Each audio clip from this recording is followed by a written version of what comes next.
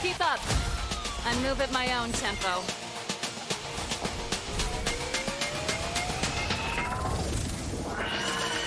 Sound waves like dynamite send signals sky high.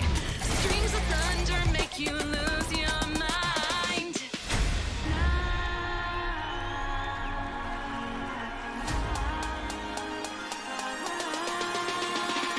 Heartbeats will shake me so rules can't break me. Crank the sound and let your soul be free. The lightning strikes writing off the wall. Let yourself fall into it all.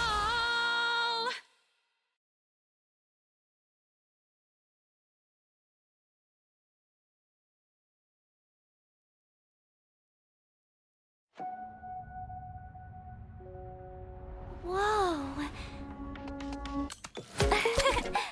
I'm gonna take pictures of everything that's new to me. That way I won't forget about them. Huh? Hey, wait for me! Ooh, huh? Huh? Pom-Pom's gonna love this. Hey, over there! It's...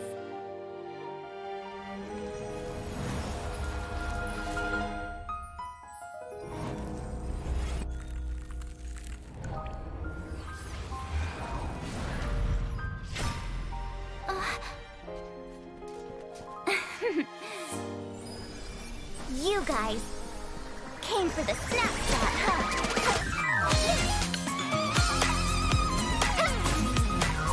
Take this! These poses. Don't you know how to look good for the camera? Well, here's your chance to learn from the best.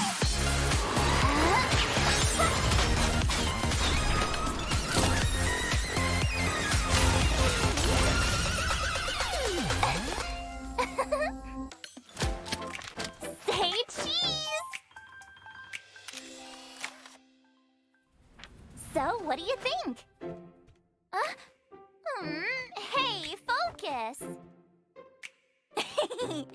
Smile!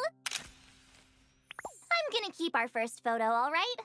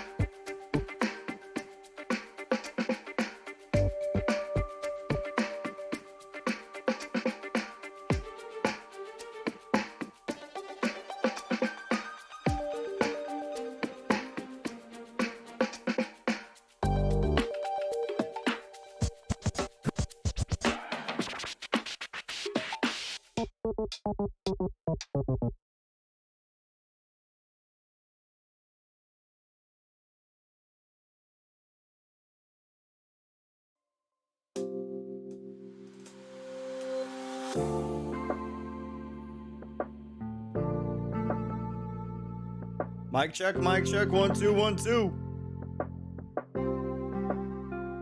How we doing, fam?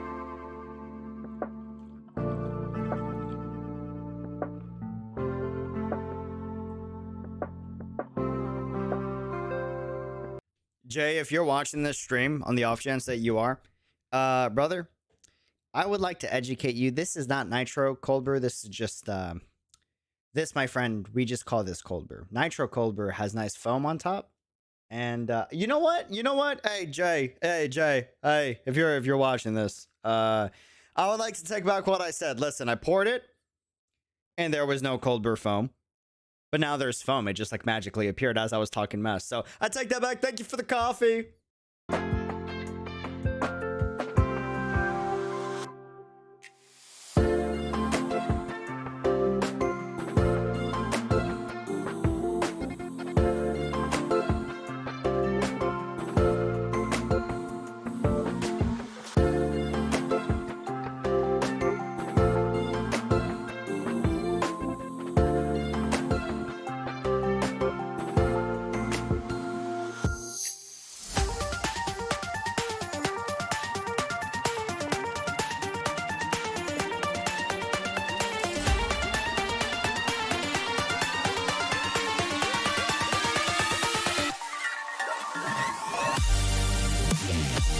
How we doing?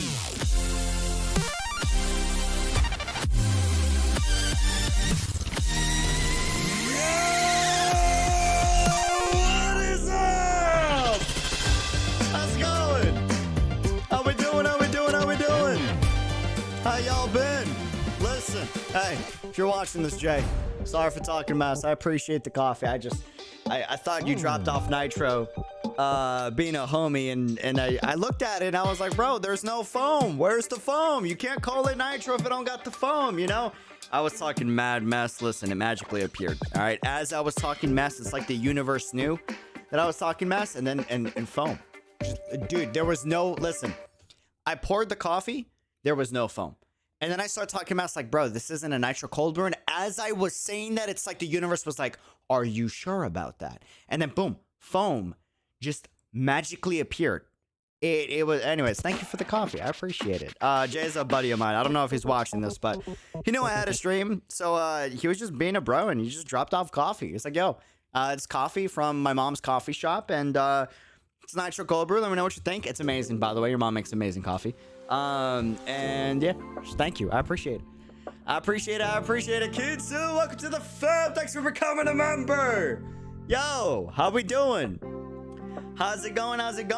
What type of coffee is this? This is a Nitro Cold Brew vanilla coffee. Really good. You can make this at home.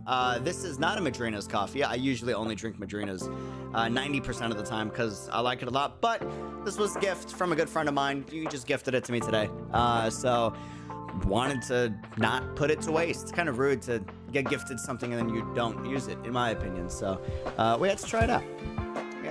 The coffee heard you were talking smack, dude. The coffee heard. It was like, hey, I'll have you know I am a Nitro, okay? I'll have you know. Youth, welcome back to the fam for 2 months. So my dude, it's appreciated. Kitsu, welcome to the fam. How's it going? Welcome back for 1 month. Holy smokes.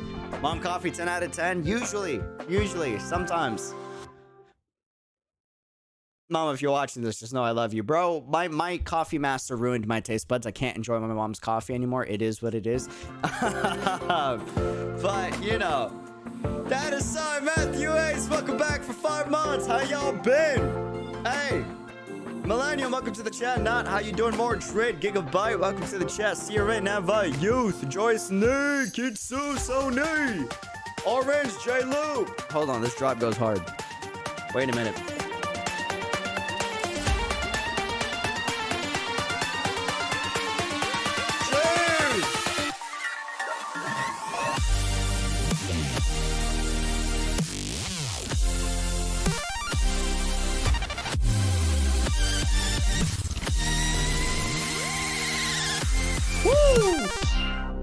Damn. Star Rail went crazy with that, man. Sky guys, welcome back for 10 months as Unreal Hero. Dude, it's appreciated. Matthew, welcome back for 5. Congrats on the emotes. It's the man, the myth, the caffeine connoisseur of the unreality. Let us all here cheer for the you, Kaslana. Hey, I appreciate it. Thank you. How you doing? Welcome to the chat. Welcome to the chat. Hey, listen, guys. Today, different type of stream. All right. First and foremost, shout out to Honkai Star Rail team and HoYoverse for we were featured in the HoYoverse HoYolab Magazine, which was kind of crazy. That's kind of awesome, not gonna lie. So the goal of today's stream is a few things. First and foremost, I kind of just want to take this stream to kind of go super behind the scenes on, like, you know, stream setup, video setup, making videos, planning, all that stuff. If you guys have any questions on what goes on behind the scenes, anything that's not NDA, I can share with you guys. And kind of reviewing this interview, because the questions were really good questions, and there was only so much that I could, you know, reply with to what would stay in the interview. So yeah, want to review that. And shout out to Star Rail team. It's an honor to be picked to be a featured creator for HoYolab. It's kind of crazy. It's an honor, especially for Star Rail, which I'm super excited about. And we're also going to be checking out the rest of the magazine. So it's a full magazine in HoYolab, right?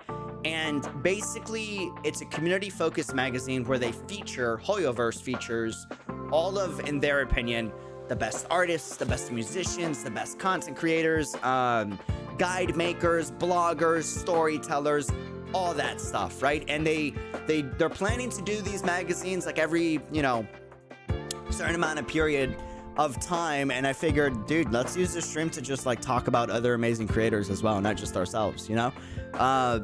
Yeah, and I want to showcase the art, check out some fan art together, and check out the artists, you know? See if we can help them grow just a bit, or vice versa, right?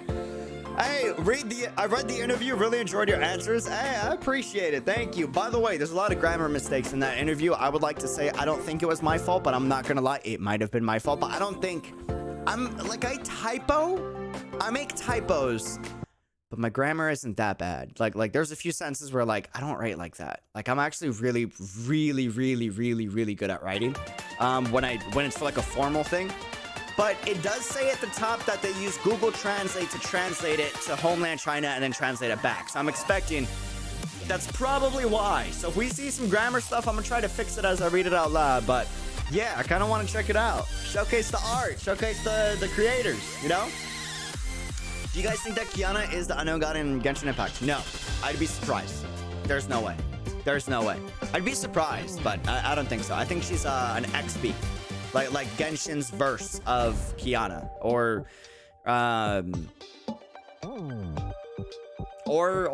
crazy enough Cecilia. I don't know. We'll see. I don't think so though. In my opinion, I don't think so. But I do think she is like the alternate verse of Kiana, because if you look at HOF, Kiana, and then you look at Unknown Goddess, their designs are very similar, actually. So I do think they're like parallel universe versions, in my opinion. Yeah, her altar is what I'm thinking. Yep, that's exactly what I'm thinking. So we'll see. I don't know. We'll see. But first and foremost, hold on. Wait a minute. Let me pull up this magazine, because this magazine is dope, dude. Hold on.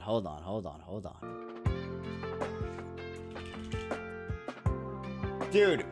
This is one of the best looking fan magazines I've ever seen. Now, granted, it's HoYoverse themselves making the magazine, so that makes sense. But still, whoever like formatted the magazine, dude, I want a physical copy of it.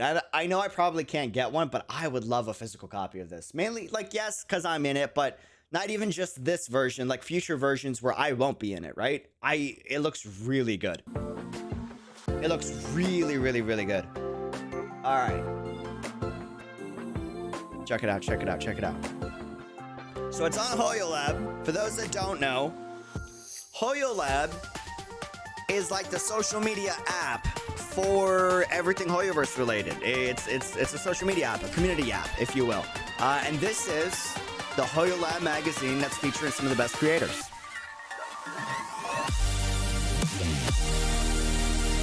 Dude, check this out. Bro, what? Yo! Hello? Boom! Dude, that's crazy, man.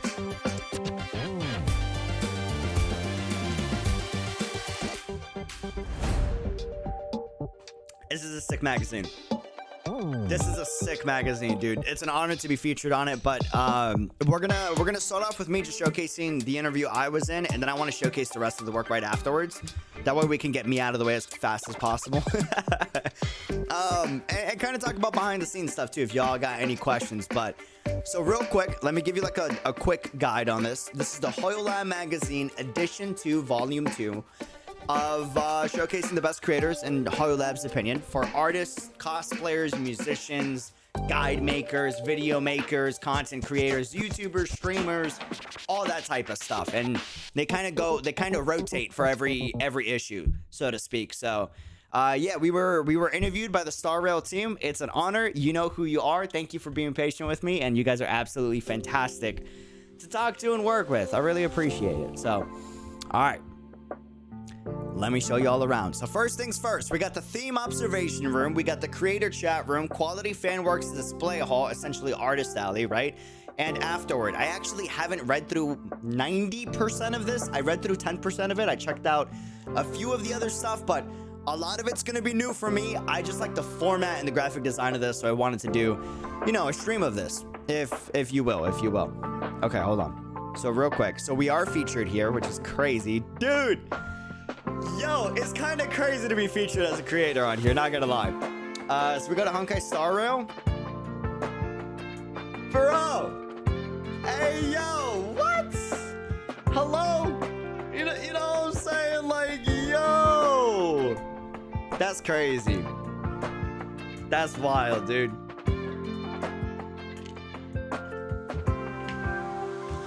By the way, Star Rail team, you're not slick, alright? You're not slick, dude. Super duper. This is awesome, by the way. I really appreciate the title. That means a lot. But the super duper awesome content creator of the Honkai series.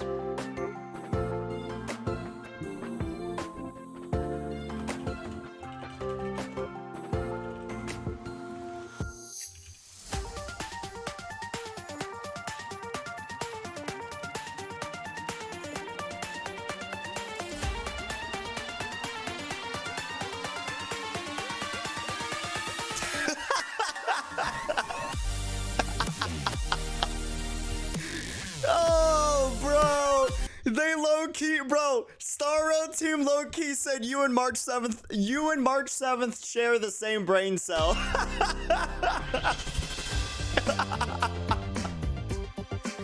Bro, that's mad funny, man. That's hilarious, dude.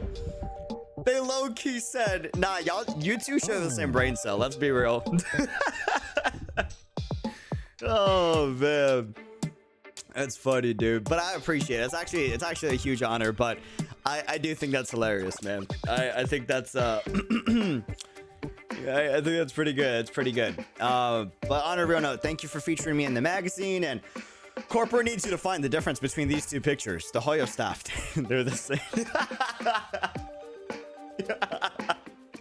Oh man, they're the same pic. That's funny, dude. That's funny. All right, so let's check it out. Hold on. I'm gonna knock this interview out of the way. If y'all got any questions on like some of the questions they have, like you want me to go more in depth, let me know.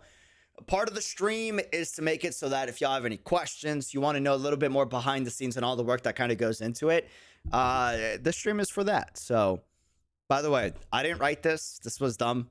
I'm gonna not get emotional. Hold on, I gotta change the music because this music's gonna get me emotional. Give me a second. All right, sick, dope. Hey, from being a novice creator to being one of the lead artists for the Honkai series, now artists and content creator are very similar and over, you know, in a lot of different cultures. This was translated over 3 different languages, so you're gonna see some of the grammar get a little weird, but I think they mean content creator. I guess in a way, content creators and video makers are kind of like artists because we make videos, but for the Honkai series, Unreal Dreamer has always been true to himself, and he's sincere in doing what he likes, for better or worse, and is honest with his followers. Thus, his every effort has paid off, just like his beloved Honkai series. which is truly my beloved, there is still more to Unreal Dreamer's tale.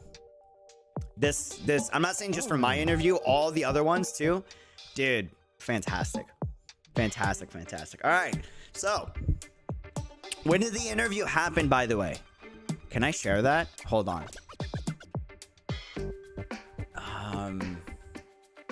I don't know if I can share that. Give me a second. I'm thinking. Yes, I can. I think it happened like a month ago or 2 months ago. No, it was like it was 2 months or longer. That's all I can say. That's all I can say. 2 months or longer. 2 months or longer. Where do you get your inspiration when creating fan works related to the Honkai series games, bro? The interviewer asked me some good questions. So I gotta be honest, bro. In terms of inspiration, it's not hard to find inspiration at all. I'm not saying that to flex. I'm saying that because HoYoverse makes it mad easy. Dude, tell me not. You see a Honkai trailer? Let's be real, fam. Dude, tell me not. You're like, bro, I'm not really vibing with Genshin, or I'm kind of getting burnt out on Honkai Impact. It is what it is, you know. I'm just, whatever. And then you see a trailer, bro. You see a PV, new story trailer for the next chapter of Honkai Impact, the new PV for the next Genshin character, the new PV for Honkai Star Rail character. Bro, you listen to the music, you see the visual, and you're like, damn. It's yeah, that's where. For me, HoYoverse makes it easy to find inspiration, not just with the art, but also the amazing and stunning cinematics, trailers, and directing of certain story moments. Like, on a real note, they make it mad easy to stay hyped, to be honest. The music, trailers, cinematics invigorate and excite me to continue making more content, building connections with the community, and sharing my love for works of art, music, and storytelling. Lastly, but most importantly, I'm gonna get all emotional. I don't remember this. The constant kindness from my community and the real life heroes that worked hard to get me out of dangerous and hard life situations. That's on some real stuff. It helps me to keep thankful and passionate, as I wouldn't be here without the kindness of others, and that's a fact. I am very lucky and privileged to be in the position that I'm in, because I would not have gotten here on my own. I just wouldn't have been able to pull it off, to be honest with you. So many people helped me get to this point. Shout out my parents, shout out my buddies that are no longer here with me, that looked out for me in the streets, and, shout out this amazing community for always being fantastic. As a game streamer, how do you feel about the playing experience of Honkai Star Rail? What attracts you the most in the game? Chat, let me ask you. As a game streamer, or not even as a streamer, just as a gamer, how do you feel about the playing experience of Honkai Star Rail so far? What attracts you the most in the game? Here's my honest answer. Just from what's been shown so far, and what I've played in the original closed beta. Okay, I think this was before beta too, if I'm not mistaken. The playing experience of Honkai Star Rail and its future is exciting, thrilling, and satisfies my wanderlust, meaning love for exploration and people. One thing that sets this game apart from other HoYoverse titles is we have a core main cast of characters.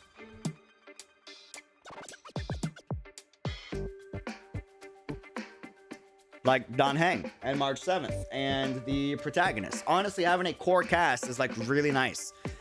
Different cultures or a core main cast of characters that explores worlds, different cultures, and attempts to solve problems that arise while discovering the truth of the Stellarans, Aeons, and the worlds of Star Rail.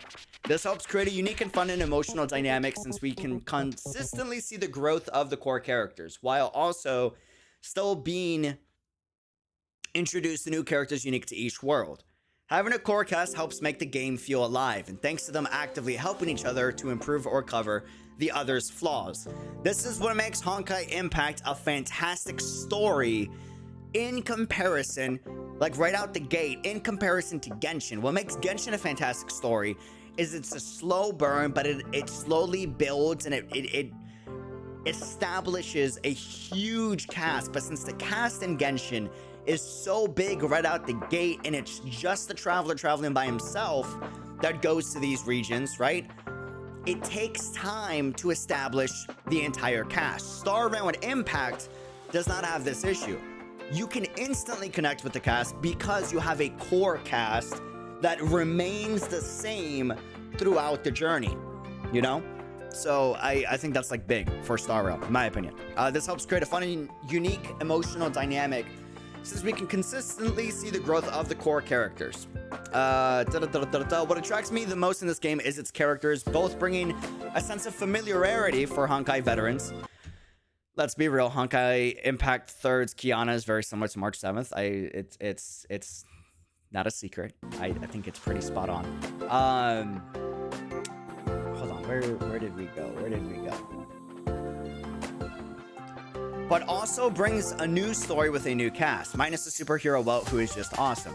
Any new player can enjoy without being forced to explore previous titles in the series. Any player in the world can enjoy Honkai Star Rail without playing Honkai Impact 3rd.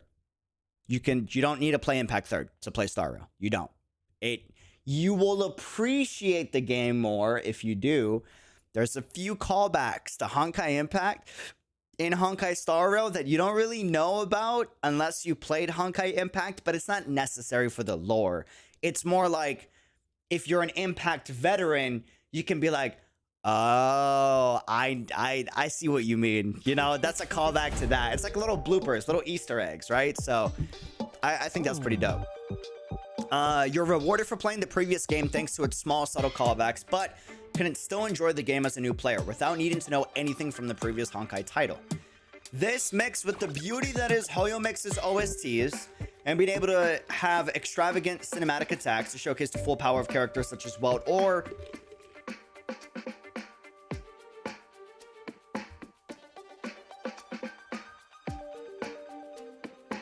shout out Star Rail team for sending this. Dude! Yo! Bro! Thanks to it being turn-based, it's an auditory and visual treat for any player. How did you find your own creative style? All right, we gonna go into some UD lore real quick. UD YouTuber lore. Real quick. Hold on. Okay, so how do I want to do this? Let's do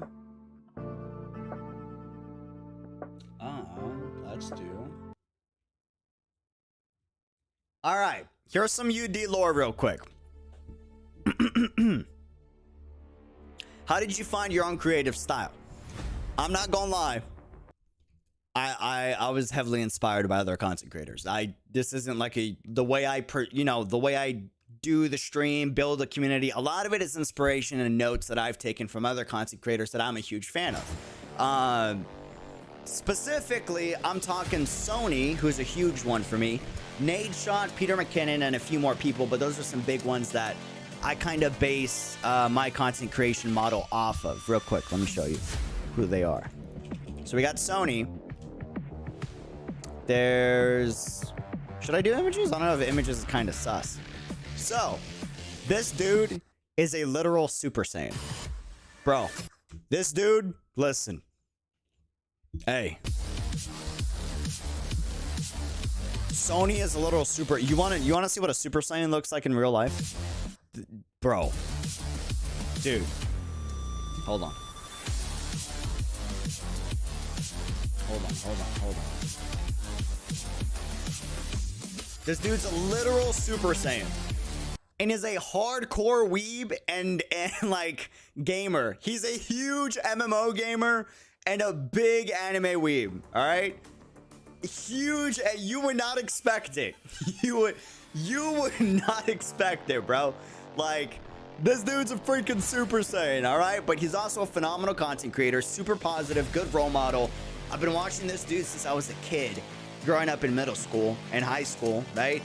And just been a really good role model to kind of base both like my physical health life around, but also like my content creation scene around, and also community building. He's big in community and interacting with his community and giving back to his community. So that's where I get a lot of my inspiration from.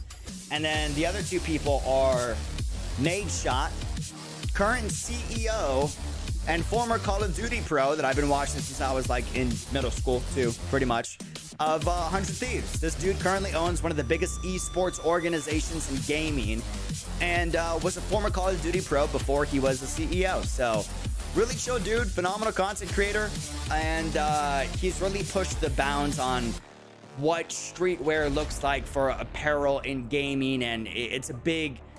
This is probably the biggest inspiration for where the brand aesthetic comes from. And then in terms of content, we got Peter Mckinnon. Now, this guy I've been following since high school, right? And he's the reason why I got obsessed with, I wouldn't say graphic design, but he's the reason why I kind of got obsessed with like photography and videography back in high school. Used to do a ton of photography back in the day. This dude, his entire YouTube channel is based off of just getting some of the sickest shots in the world. And the dude travels all around trying to get the best videos, the best, you know, photos. So these are like my top 3 role models in, you know, for content creation. That's helped me out a lot. I'm not gonna lie, I've jotted down what's made them successful and then kind of based my success off of that. So huge shout out to them. I wouldn't be nowhere near as successful without them as role models, to be honest with you. To be honest. What about you guys? Do you guys have any other favorite YouTubers besides, you know, don't say me. Me is not an answer. Unreal Dreamer is not an answer. Say someone else. Just out of curiosity. I'm a big, for the Genshin scene, I love Tuanto. Tuanto is one of my favorite content creators. If not, is he my #1 favorite? Nah, he's my #1 favorite for what he does. In terms of like challenge-based videos and also some of like entertainment videos, I think Tuanto is my #1. If we're talking lore videos, that's definitely Island. I was a fan of Island before I was friends with him. Before we even talked, I was watching all of his like theory videos and I was a huge fan. So if we're talking lore, definitely Island. And yeah, 100%. Yeah. Alicia X Life, hell yeah. Jacksepticeye, ooh, top of the morning, laddies. Hell yes, my fellow caffeinated brother right there. Yes, Ying for entertainment and Rentaiko for gameplay. Dude, Ying, don't clip this, all right? But let's be real.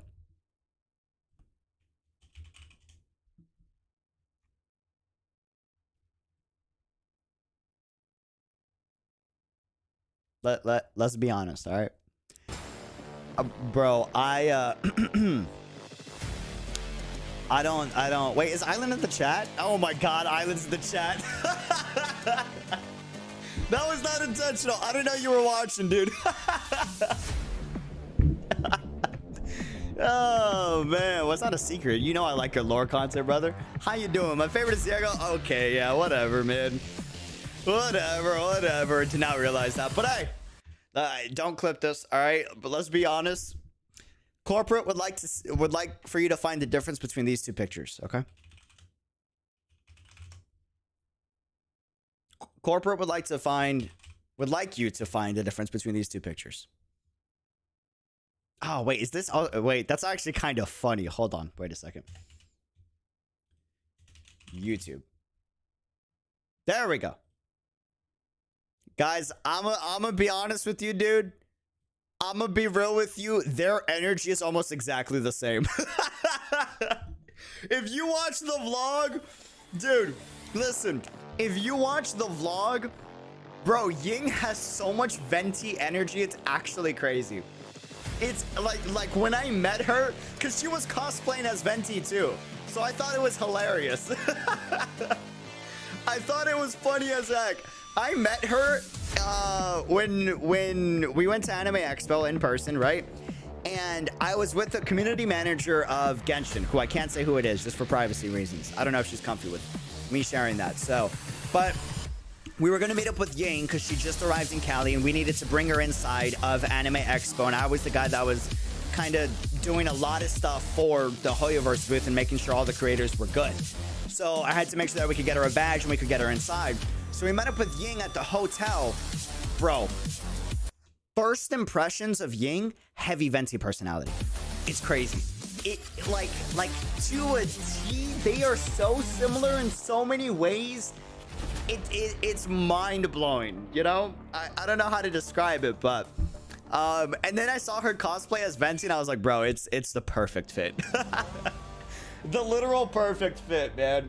Like, probably the best character she could cosplay in terms of like personality match, in my opinion. Hello, what's up, Chaotic? Welcome to the chat. How you doing? So So Dreamer, what cosplay when? That's gotta happen. That's gotta happen. That's gotta happen. Zhongli with the camera, what will he do? Oh, man, bro, that clip is one of the funniest clips I have in that vlog. I'm not gonna lie. Ying made that vlog like 10 times better. Go subscribe to her channel. She's awesome. She's awesome. She's awesome. She's awesome. Yeah, did you ever hit a plateau? Dude, yes. Oh my God.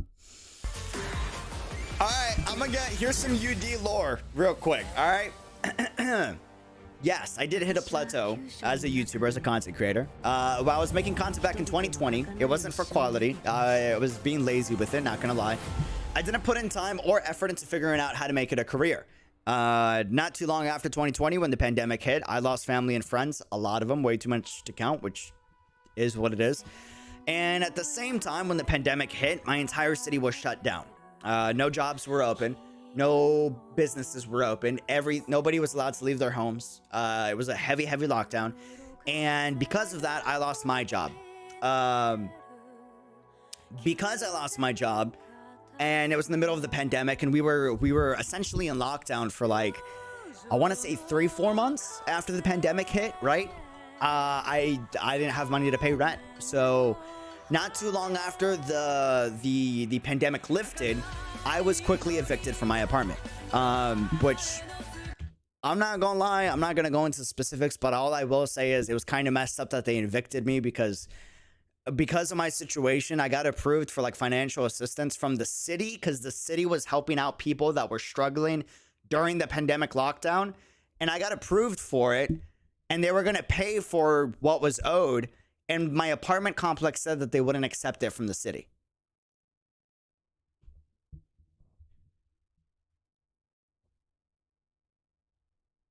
Imagine someone was like, hey, we heard you're missing money.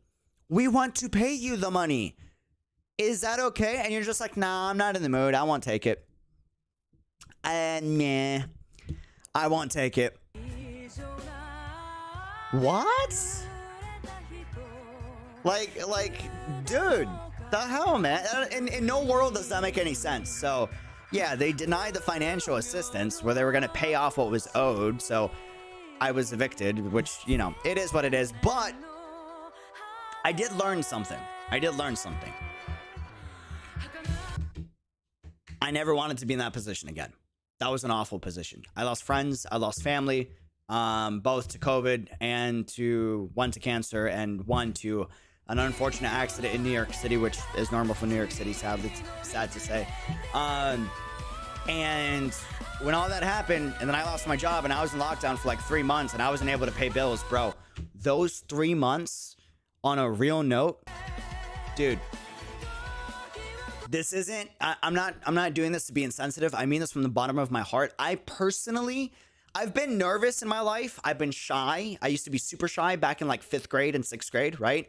Or beginning of 6th grade. I kind of came out of I realized I was an extrovert in 6th grade when I grew up thinking I was an introvert my whole life, when in reality, no, I wasn't. But I was super shy in 5th grade, right? But I never had anxiety. Anxiety is something that's never happened to me. I've never had a panic attack. I've never been depressed before COVID happened. And then the pandemic happened. And then the lockdown happened. And then I lost my friends. I lost family. And then I had no job. I couldn't work. I wasn't making any money. Bills were stacking up. I was going to get kicked out of my apartment. Bro, when you are locked inside of your apartment and you cannot go out because the city has regulations saying that you cannot go out due to fear of infecting other people, right? And you can't work and you're not making money and bills are stacking up, and then you lose family and friends, and you're just sitting at home every day in your room as an extrovert. And when you're an extrovert, the only way you really get energy for the most part, besides working out and eating healthy, is by talking to people and interacting with people. So I'm alone in my apartment as an extrovert, not being able to talk to anybody, not being able to go out anywhere. I can't pay my bills, where before I was in a phenomenal financial position, right? I'm seeing family, like, you know, pass away and friends pass away. Bro, I felt so powerless, and like it was a dark it was a dark time in my life. Like I had constant anxiety, constant depression. I had like 3 panic attacks in the apartment. It was awful. It was terrible. And the one thing that I learned was I never wanted to feel that again. And I learned what got me in that position. Personally. Again, there's nothing wrong with working for someone. There isn't. I have friends and family that refuse to work for themselves because they'd rather work for someone. And there's nothing wrong with that, because there's a benefit to working for somebody instead of working for yourself or owning your own business. And the benefit is you have someone that can help manage everything, and you have clear instruction. And that's good for a lot of people. I'm not good with that. I work better not on my own. I actually work better in a team, but I work better when I can, you know, kind of direct everything. But here's what I learned. I learned that the reason I wasn't making money was because I relied on another company to pay me. I relied on a business to pay for my food and to pay for my family's security.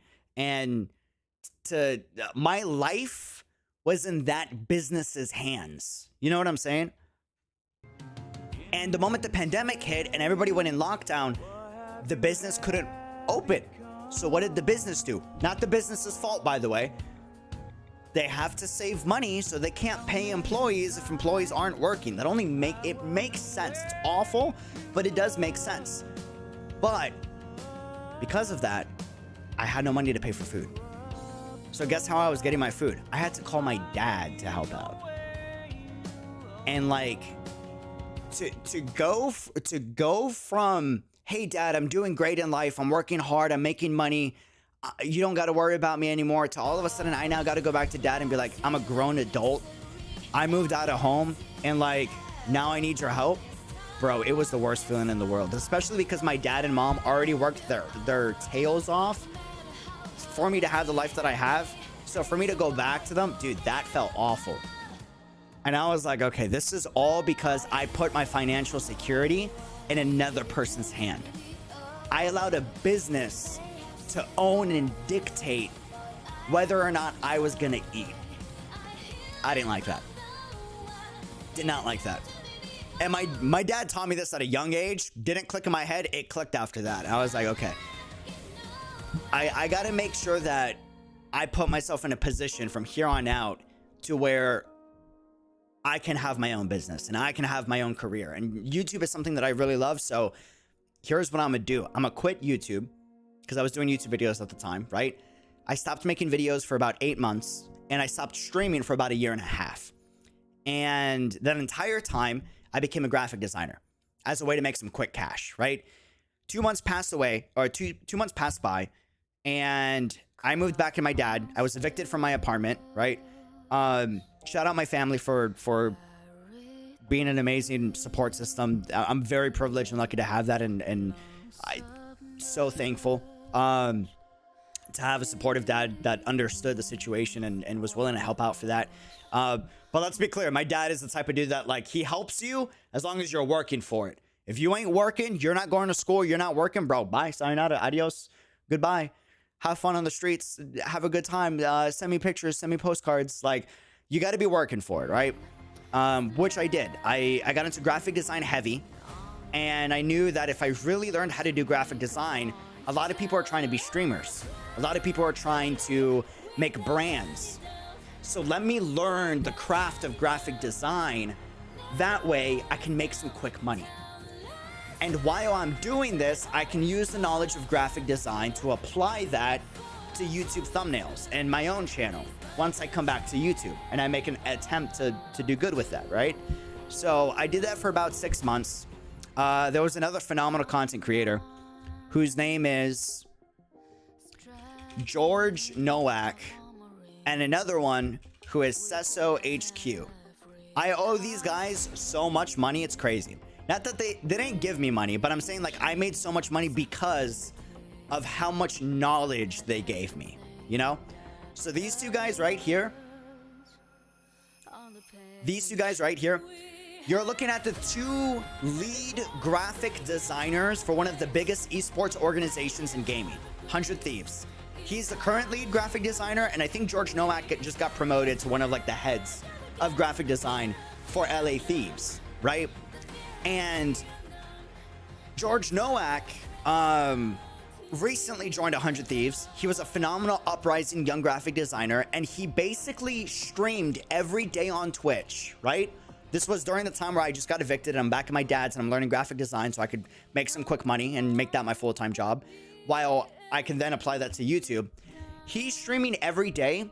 This guy was giving free college level classes on graphic design on his Twitch page every day. Bro, every day at 2 p.m., I had my bowl of cereal, I had my cup of coffee, I was taking notes and notes and notes on everything this dude was teaching. From stuff like hierarchy to contrast to different types of editing techniques, contrast editing, right? All your foundational knowledge you needed to be a really good graphic designer. This is a meme picture of him. This dude is a big reason why I learned so much about graphic design. And this guy taught me a lot of like the upper level of design techniques, right? How to do like abstract stuff, how to make modern urban textures and patterns and different techniques on how to use Photoshop for thumbnails and all this stuff, right? And about 4 months of studying these two, I started to make money off of graphic design. And a month after that, I was able to make it my full-time job. And I was finally earning a really good income. And fast forward, I decided to try YouTube again. I made a Klee video on Genshin Impact and it did really good. I was averaging 200, 400 views of YouTube at the time. And that Klee video was the first YouTube video coming back to YouTube. And it got 2,000 views. And that doesn't sound like a lot. But for me, where I was only averaging 200 views on a YouTube video before COVID, right? And all of a sudden, I got 2,000 views on my first video back with my first new thumbnail that I learned from all the graphic design study and video editing techniques. Thanks to these guys. Dude, that was huge, right? And then I got a comment somewhere. It was either on the Klee video or a few videos after that one saying, hey, have you heard about a game? Have you heard about a game called Honkai Impact 3rd?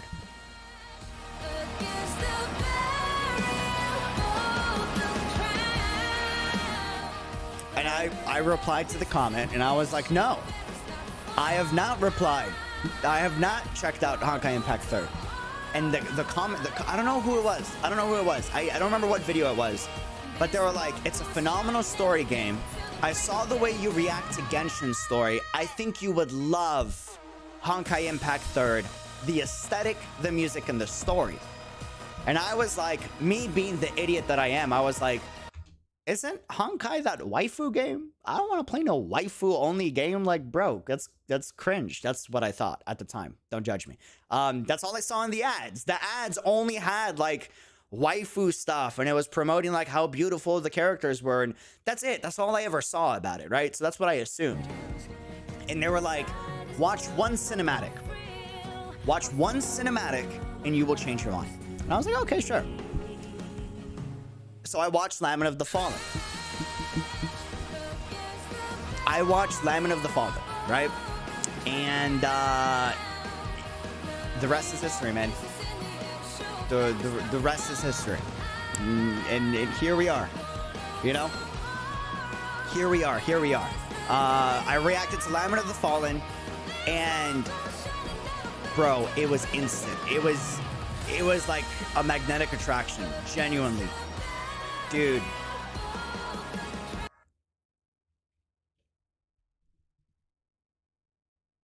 Bro, I saw this video, and the production quality, the OST, the character emotional expression, the animation, everything about it was so good. I finished watching it, I'm recording the reaction, right?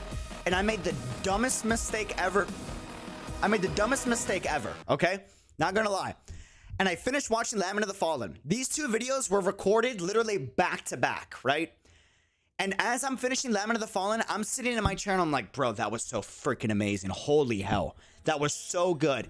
and YouTube goes, hey, you liked Lament of the Fallen? Do you want to watch Final Lesson? It's the next cinematic that we're recommending you from Honkai Impact. You should watch it. If you like this video, you'll love Final Lesson. So I was hyped up from Lament of the Fallen, and I wanted to see more. I was obsessed at that point. I was hooked, right? And I made the mistake of watching Final Lesson, and that was it. That was the moment. Final Lesson for me was like, I saw that and I was like, okay, this game's different. And then I finished recording both videos, and I uploaded Genshin Impact Player Reacts to Lament of the Fallen. My infamous Genshin Impact Player Reacts series. I would like to apologize, by the way. So apparently, I don't know if this is true or not, but the internet says that I kind of caused a lot of content creators to start doing Genshin Impact Player Reacts on YouTube for Honkai. My bad. My fault. Oh, man. But, I uploaded Genshin Impact Player Reacts to Lament of the Fallen, and I quickly started editing right after I uploaded that Genshin Impact Player Reacts to Final Lesson. And I uploaded these two within the same week, I think it was. And then the Honkai Impact 3rd community came. The Honkai fam came in. You guys, everyone in the chat.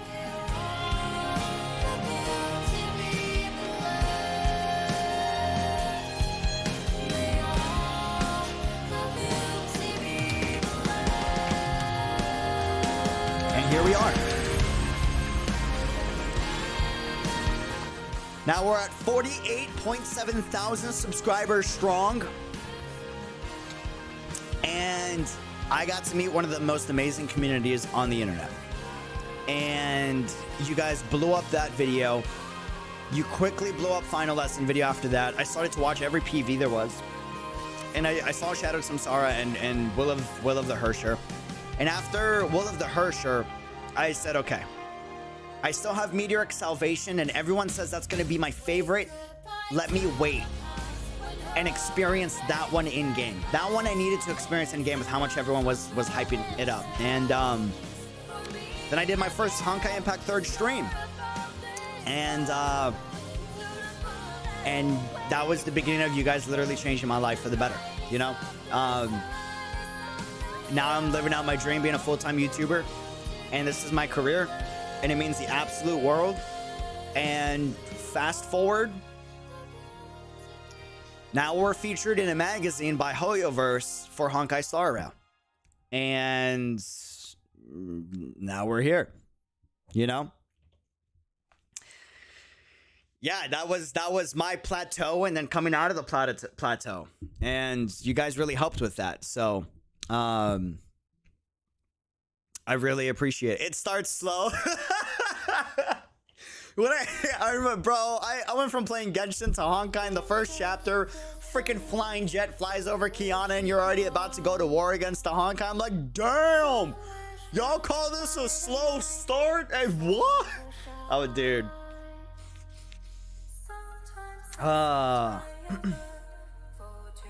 Yeah. So, yeah, that was me coming out of the plateau, and that was a pretty that's how I pulled through from the moment, you know. And I said that in the interview. I gave a short version of that, but I still remember when you announced you were going full-time, bro. I was crying, dude.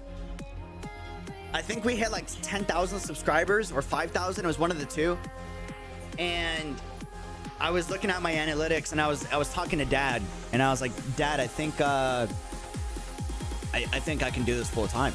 I think I'm at a point where like I should go all in. This is like a once in a lifetime opportunity. My dad was like, he looked at the analytics and he goes, yeah, this is it. This is your moment. This is a hard industry. My dad works in the same industry I do. He doesn't do YouTube, but he's essentially a content creator. He has his own business, and he does interviews, he goes to business conventions. It's the same thing, just a different industry, right? And he is like, this is going to be hard. It's going to be brutal. There's going to be moments where you're not going to be making much money, and there's going to be moments where you're going to be doing great, and there's other moments where it's just you're going to get nothing. And make sure you save every nice comment that you get and every meaningful, you know, interaction that you have, and you save it somewhere so you can always look to that for motivation. And yeah, and then I gave the short version, the short spiel. After leaving and quitting YouTube content creation for about a year, it was a year and a half, I worked and studied hard on how to become a graphic designer for the next year. I also studied from amazing content creators I admired, learning about what made them great. Nate Shot, Sony, George Nowak, Sesso HQ, and Peter Mckinnon. Shout out all of them. And Yes Theory, Once I returned in 2021, I was able to execute everything I learned. All the effort paid off, and I was rewarded for the time that I spent studying. Sometimes to pull through a plateau, you have to step back and work on yourself to get to a point where you're ready to take on the next challenge. This is not a line that I came up with. This was my dad. This was the advice he gave me when I got evicted from my apartment. He says, you shouldn't be sad that you were helpless in the situation that you were in, because that's a situation that's not in your control. But you have to step back and work on yourself to get to a point you're ready to take on the next challenge. Work hard, play hard, and love harder. You got this. Just keep it up. Shout out my dad. He deserves all the credit in the world. Shout out my mom for being a fantastic single mom, single mother household that I was raised in with her. Working as an ER responder and working in the medical field for literally 15 plus years. Cancer patient, therapist assistant, currently an endoscopy technician and surgical technician, and working literally inhumane hours from 40 to 70 hours a week, literally just helping other people and being able to get money to put food on the table and lights in my house. And those two are, again, I wouldn't be half the man that I am without them, and I am extremely privileged to have them. That's a fact. Yeah, I went through struggle, but bro, my struggle is cute compared to a lot of other people, and especially compared to those two. Like, my dad did all the hard work on his, like, he did everything, and he had to figure it all out. My mom, both of my moms, my dad's wife, fantastic other mom, she put in a ton of work as well. And the same thing for my mom as well. Like, they had to figure it all out on their own for the most part. They didn't have the amazing support system that I had. They came from nothing, both of them, right? So, yeah. It's okay to get knocked down. What matters is that you do get back up. And taking time for myself and maintaining good health, mentally and physically, were the biggest key factors alongside the studying. That's a fact. My dad kicked my butt every single week in boxing while I was back here to make sure that I was in good tip-top physical shape. But it was important, and it actually did a lot for my mental. Yeah. Y'all got any questions on that before we continue? I think it's important to be honest and transparent about everything. That way y'all know where I come from and why I'm the weird oddball that I am. And I still remember you reacting to Cyber Angel, and now you got Hanzo to notice you, and I've done so much, bro. Oh my god. You guys don't even know. Listen. I'm not gonna say anything, but like, when I got the Hanzo autograph, like, all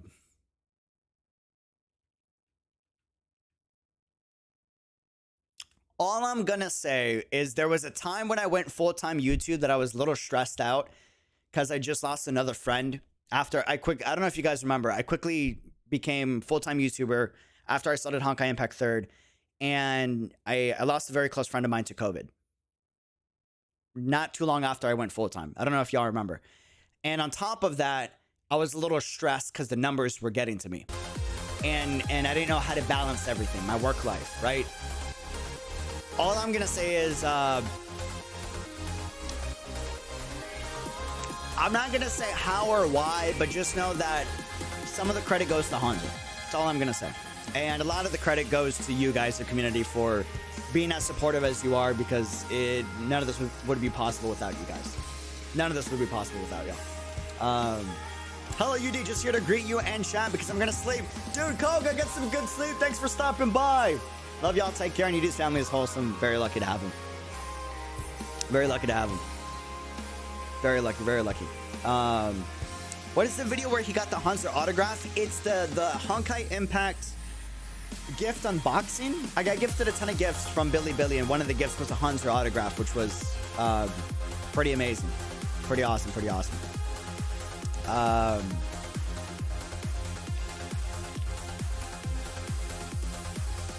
Although I can never do what you have done or be what you can be, that's a lie. You can do way more if you want. I know you can. You play arguably the most important part in inspiring me. I appreciate that. Don't limit yourself though into, not to be all like cringy or like cliche, like, oh, your mental is everything, but like, no, truly, like, dude, your mental is everything. What you think about what you're capable of will dictate what you're able to do. That doesn't mean that, oh, if you think you'll become a superstar, you'll become a superstar, but at the very least, you'll get there. You'll get most of the way there, right? There were so many moments where I wanted to settle where I was at, and my dad was just like, why are you settling? He'd pull me to the side and he'd be like, you're happy with where you're at? This is it? This is where you want to stop the growth? You don't want to improve your editing? You don't want to give more back to your community? You don't want to... Why are you settling? That's not how I raised you. You are what you think about yourself. And if you think you're capable of being a 4-star chef, you will at best be a 3 or 4-star chef. Now, if you think you're capable of being a 5-star chef, you might not be a 5-star, but you'll probably become a great 4-star chef, you know? And you always want to shoot for the stars, so at the very least, if you miss it and you don't end up becoming that shining star in the sky, at the very damn least, you land on the moon. And that's still pretty big, you know? But yeah.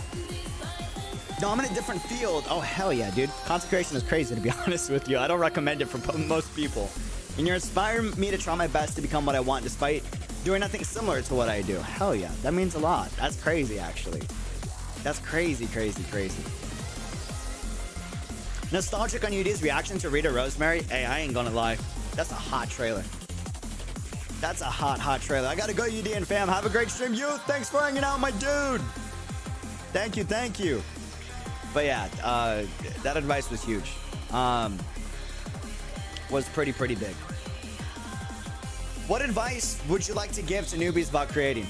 Clip this, please. I get asked this a million times. You have no idea. Listen, I promise I'm not ignoring you guys. I get asked this every day in my DMs. Like, I'm talking 50 plus.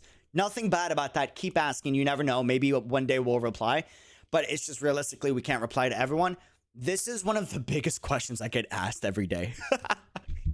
You have no idea. And it's a good question to ask. It's a great one. But, dude, clip this, ship this. If y'all are curious on this, my biggest advice on newbies about creating, whether it's an artist, it's music, it's video making, whatever it is, start creating before you are ready. Just do it. The whole Nike slogan. Just do it, bro. Just get it done. I don't care if you're the next Houdini. I don't care. Just start making videos. Just start. Your first 100 videos are going to be garbage. They are. And that's okay. Be okay with that. My first 100 were garbage, in my opinion. That's okay. Start. You need the experience. The experience that you're going to get from reading the comments. The experience you're going to get from looking at the watch time and seeing when people stop watching your videos, right? And seeing what moment that is in the video so you make it even better the next time, right? That is how you're going to grow. That's how you're going to grow, you know? No relation, but what's the source of the miniature? Miniature? I find it incredible. The miniature. What's that? The miniature?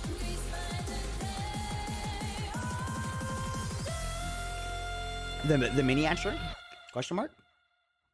There will always be time to study and learn how to create better content as time passes. But the sooner you can start, the sooner you can get real experience. Nothing will ever beat real experience.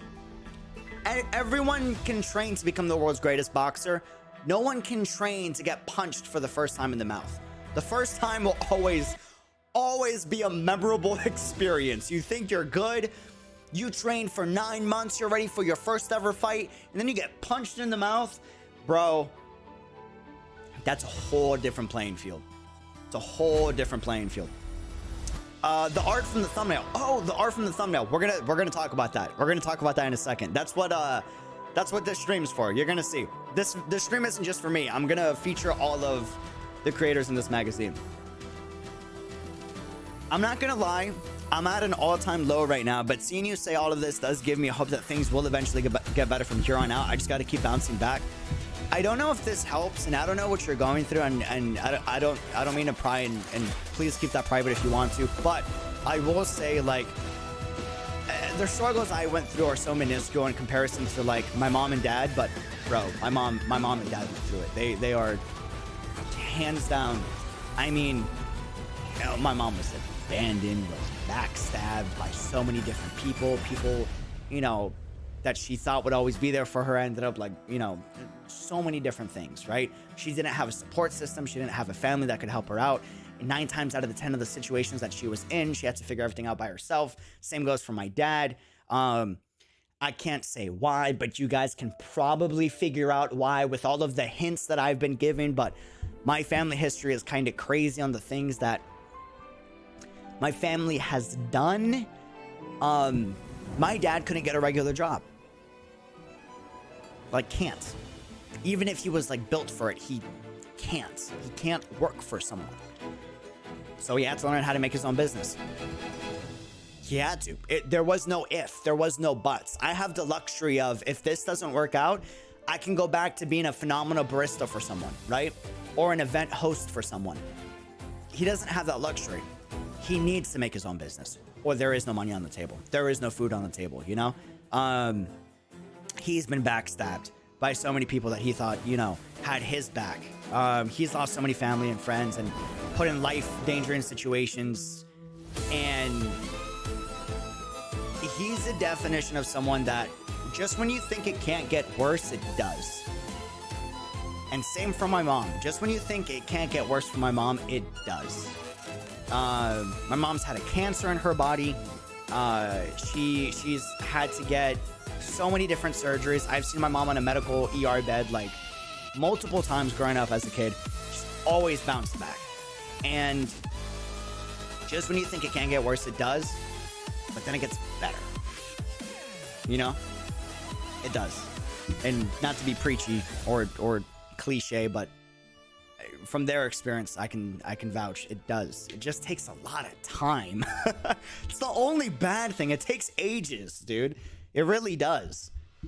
Which sucks. I wish it was faster, to be honest with you. But I think that's the importance of this community and building communities and finding people that you really vibe with. That way you can have some type of way to hold on to something till you finally get out of the tunnel. I think it's scarier going into a tunnel that's pitch black dark with no light by yourself versus just having something, you know? Maybe it's a YouTube video series that really inspires the heck out of you, or a book that you read, or your favorite. For me, it's music. Music has saved me so many times in stressful situations. Having something to hold on to till you can get out of the darkness, cliche-ness, is big. Is big, as big, as big, as big. And life is too good to you know, not experience the good stuff about it. Okay, but yeah, there'll always be time to study, learn how to create better content as time passes, but the sooner you can start, the sooner you can get real experience. This makes it so you can receive feedback and help from others to further boost the quality of your content. What advice would you like to give to newbies before or about creating? Always showcase as a streamer, if you're trying to grow as a streamer or a YouTuber, who you are as a person. Don't lie about it. Don't Don't undersell yourself. Don't restrict yourself because you think people will think you're cringe or whatever. Like, bro, if you're cringe, you're cringe. Who cares? Have fun with it. A lot of people think I'm cringe. I probably am. Like, let's be real. Who cares? You are you. So some people are gonna find you cringe, and that's okay. Other people are going to love you for who you are. Always be who you are, like, actually. Don't pretend to be something you're not. It's way more exhausting to pretend to be someone you are not, and it's way more fun to portray yourself as who you really are, because then you can find people who like you for who you really are. If you pretend to be someone you're not, you're only gonna find people that like you for who you are not. And you're probably not gonna like those people as much. Just be who you are. And if people don't like that, that's okay. That's good. That means those aren't the people you should be hanging out with. It's a good thing we figured this out sooner, right? It's worse if you pretend, because if you pretend, then you gotta figure it out, and it takes a while. Lastly and most importantly,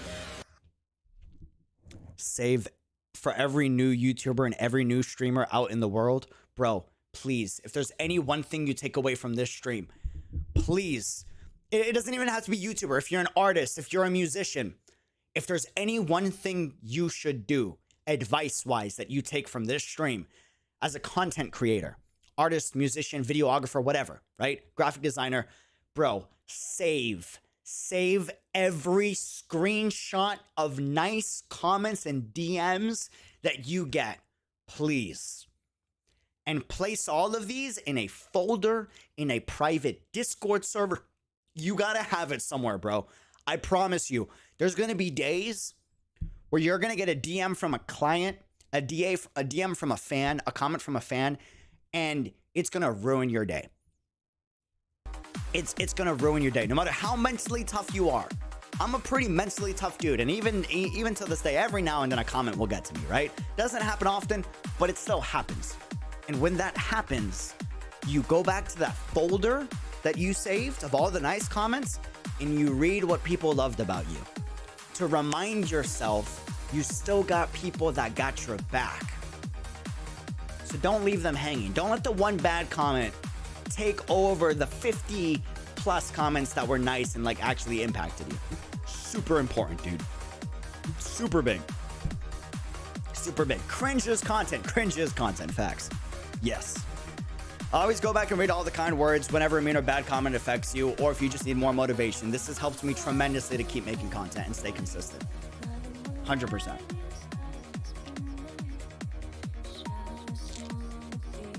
100%. Pandemic took a huge hit on my mental health. I feel that. And it just kind of kept spiraling down from there with both school and work. But now I feel better since I'm no longer forcing myself when down. Heck yeah, that makes me happy. That's a cheers. That's a big cheers. That's good. That's good. That's good. That's good. That's why you got to hold on to the good for all it's worth. 100%. I recently lost my job too, and I've been going through some depression, but your story is a huge inspiration. You're so right, and we have to keep going until we see the light. I wish you luck. I'm sorry you're in that position, but also really happy to see that, you know, you're doing the things, hopefully, or at least you're starting to do the things that you love to help you keep the mental afloat and to help you mentally recharge. It's good. It's really important. Really, really important. Sabo, welcome to the fam. Congrats on the emotes. Congrats. Thanks for becoming a member. I appreciate it. Ironic, later UD said hi. Later? Oh, later UD said hi. Maybe I might be misreading that. Fanes, if you're leaving though, have a good one. Thanks for stopping by. Thank you. Is there any question, any advice you guys need about new people getting into content creation? Are y'all good? Next question, maybe, possibly. Y'all have any perspectives you want for new creators, even if you don't want to be a creator? What you're saying is not cliche, it's the truth. There's truth to every cliche, you know, trope, in my opinion. It's not all true. There's a little bit of truth to it, you know?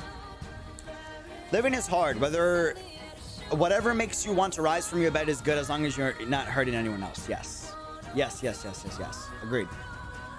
Agreed, agreed, agreed. Okay. Next question, fam. Ironic, later UD said Honkai Impact was cringe.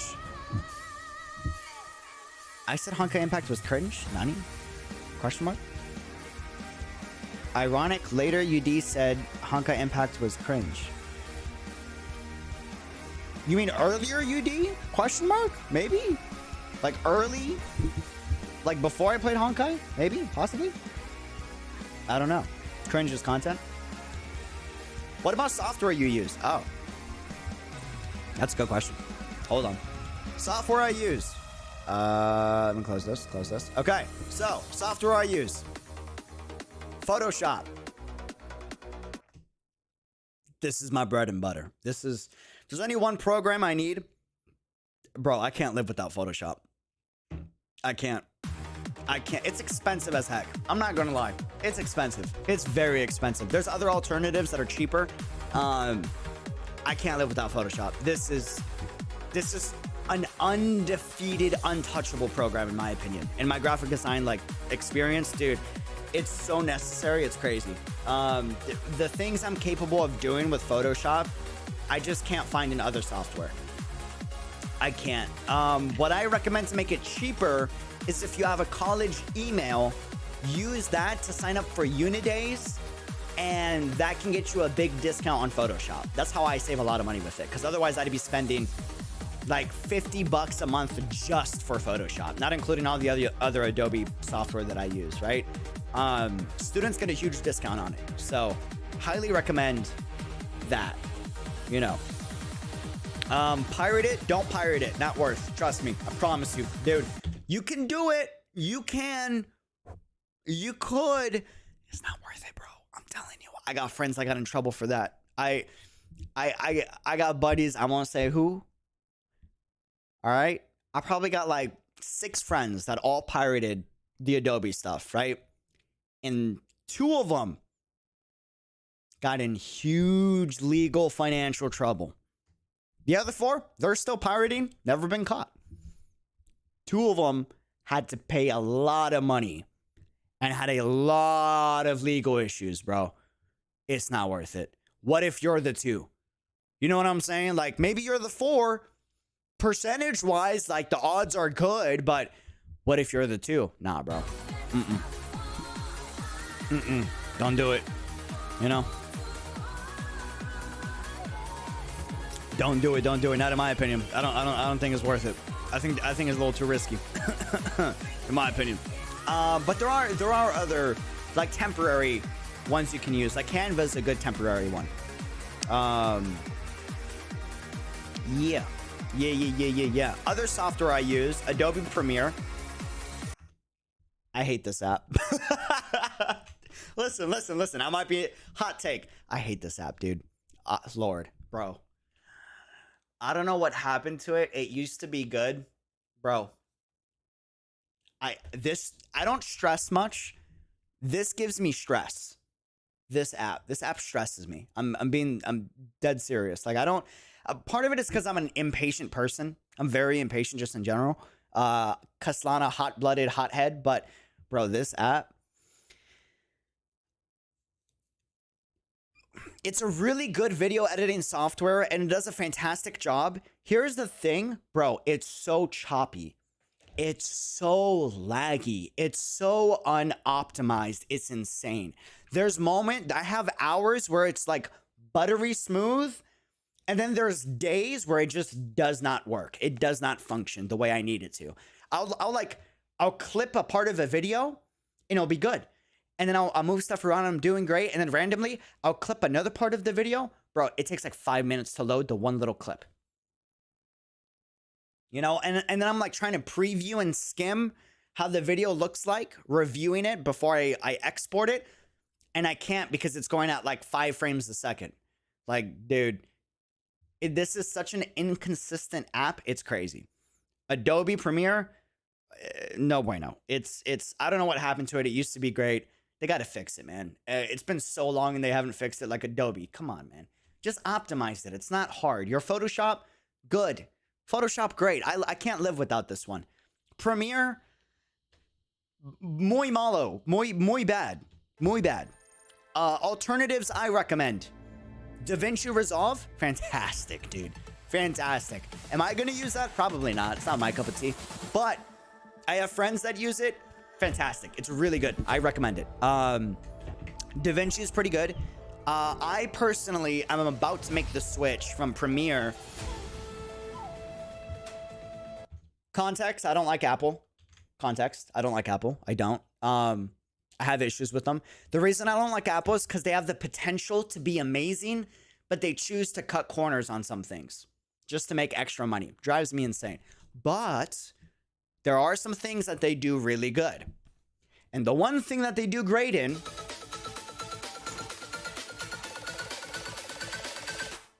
this is a recent purchase I made. It's ridiculously expensive. Bro, I never thought the day would come where I would say this, but I have to admit it. Apple laptops are goated. Uncontested performance-wise, bro, it's not a competition. It's not a competition. They are forever, eternally goated. They are so optimized, it's crazy. Mind-boggling blown, right? And there's a program in Apple that I've fallen in love with because it's so smooth. I've never seen a video editor this smooth before. And it pains me to say it because I don't like Apple. But Final Cut Pro. Final Cut Pro. Dude, I'll render 4K videos. Hour-long footage of 4K videos in Final Cut. No lag. None. I can skim through the entire timeline at like super speed. Buttery smooth 60 FPS. I can add like 50 layers of effects, which I did just to test it out. No lag. It's crazy. It's wild. So nice. So nice. So I do use Final Cut. It's expensive, but what's nice about Final Cut is it's a one-time buy. So when you buy it, you're done. I'm not sponsored, by the way. But when you buy it, you're done. You don't got to pay for it again, right? So that's good. But it is expensive. It is expensive. Personally, if you're starting out and you're a new content creator, you shouldn't be doing Adobe Premiere. You shouldn't be doing Final Cut unless you're rich. You should be doing like the trial version of Premiere or the trial version of Final Cut, or like iMovie, or just learn how to direct a good video. Just start. And then when you want to get fancy and you want to take it a little more serious, then pay the money. Then pay the money. In my opinion, that's my take. Besides that, what's another software I can't live without? Or apps, programs. Oh, dude, this one? YouTubers, artists, musicians. Yes, trust me. I just started this like 2 months ago.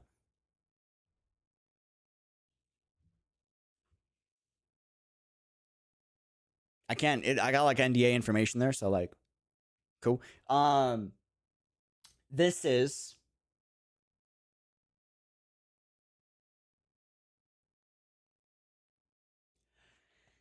Notion. This is Notion, bro. Notion, I can't live without anymore. This has saved my mental health. I no longer stress about being a content creator, thanks to Notion, to an extent.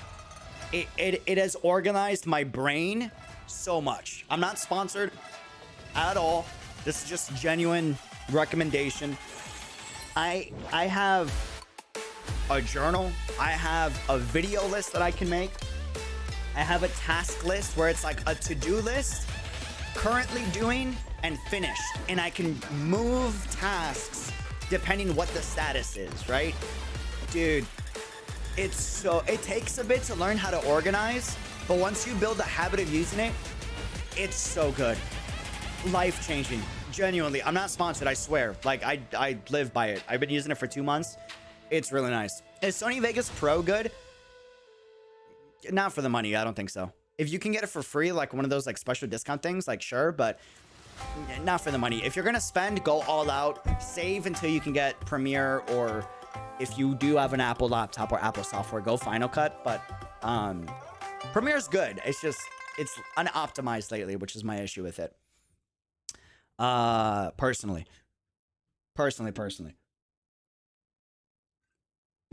But yeah, Notion has been really good to organize my to-do list, essentially. I'm surprised we have music playing. That was actually impressive. Hold on. Pop this. Awesome. But yeah. How much does Notion cost? I haven't paid for Notion, actually. My Notion is free at the moment. You can pay for it to get storage so you can use more features, but I haven't found a reason to use the features yet. I've literally just been using the free version. I think I am gonna pay. I think it's like $5 a month for some of the extra features I want, so I can start uploading images to it, just so like graphically it looks pretty. But besides that, like I get a lot of benefit from the free version, to be honest. Yeah, no, you can do Notion for free. You don't gotta pay. I highly recommend it. I'm not sponsored, I swear. But yeah, if you're doing it for personal use, like I've been using the free version. It's been really good. What video editing softwares would you recommend for studying digital stuff?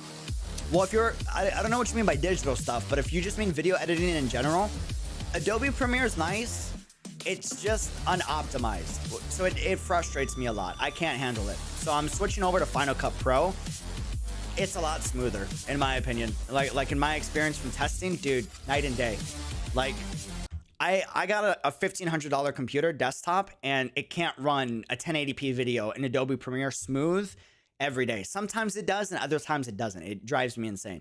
On my MacBook laptop, bro, 4K video, 60 FPS, smooth, not a single frame drop as I'm previewing the video editing software. It's so good. And if you're students, college students, you get discounts on everything. As long as you have a college email. If you have a college email, use that. Unidays. Sign up for Unidays and look for like Adobe student discounts and look for Final Cut student discounts. They're huge. Huge. Still expensive, but you save money. It's good. That's what I did for a while. For a while. What programs would you recommend for beginner graphic designers? That's tough. That's really hard, actually. I'm a be. Hold on. Let me see how much. I don't know how much the standard Adobe Premiere or Photoshop is. I'm curious. Adobe Photoshop price. How much is just Photoshop? No discount, flat. Okay, so it's $40 a month for all of the Creative Cloud apps. Oh, limited time. It's actually really good. Holy hell. Wait, it's 10 a month? No, it's not. Oh, this is limited. This is a limited version. It's 30. It's like 22 a month. Bro, I'm gonna be real with you. It's worth it. If you want to get into graphic design, Illustrator and Photoshop are your bread and butter. But it depends what in graphic design. Is it like photography, or is it like graphic design in general? Like you're actually making like graphics, or is it photography? I do recommend Photoshop and Illustrator. Those two are like your bread and butter. If you want to start off in Photoshop. I feel like Photoshop's a really good foundational knowledge program, in my opinion. But you do have a great stream. I'm gonna eat with my mom. Hey, I love to hear that. Have a phenomenal lunchtime, dinner time with mom. Thanks for stopping by. Why the monthly cost? They know they can make money off of it because it's a really good program. It's worth it in my opinion. But you know, it is pricey. $20 a month is dinero, you know? I don't know if they have a trial version, but if you're a student, this is what I do. $20 a month for all the Adobe apps if you're a student. This is for like college email. I think high school email might work, maybe not. I know college email does, but see if your high school email will.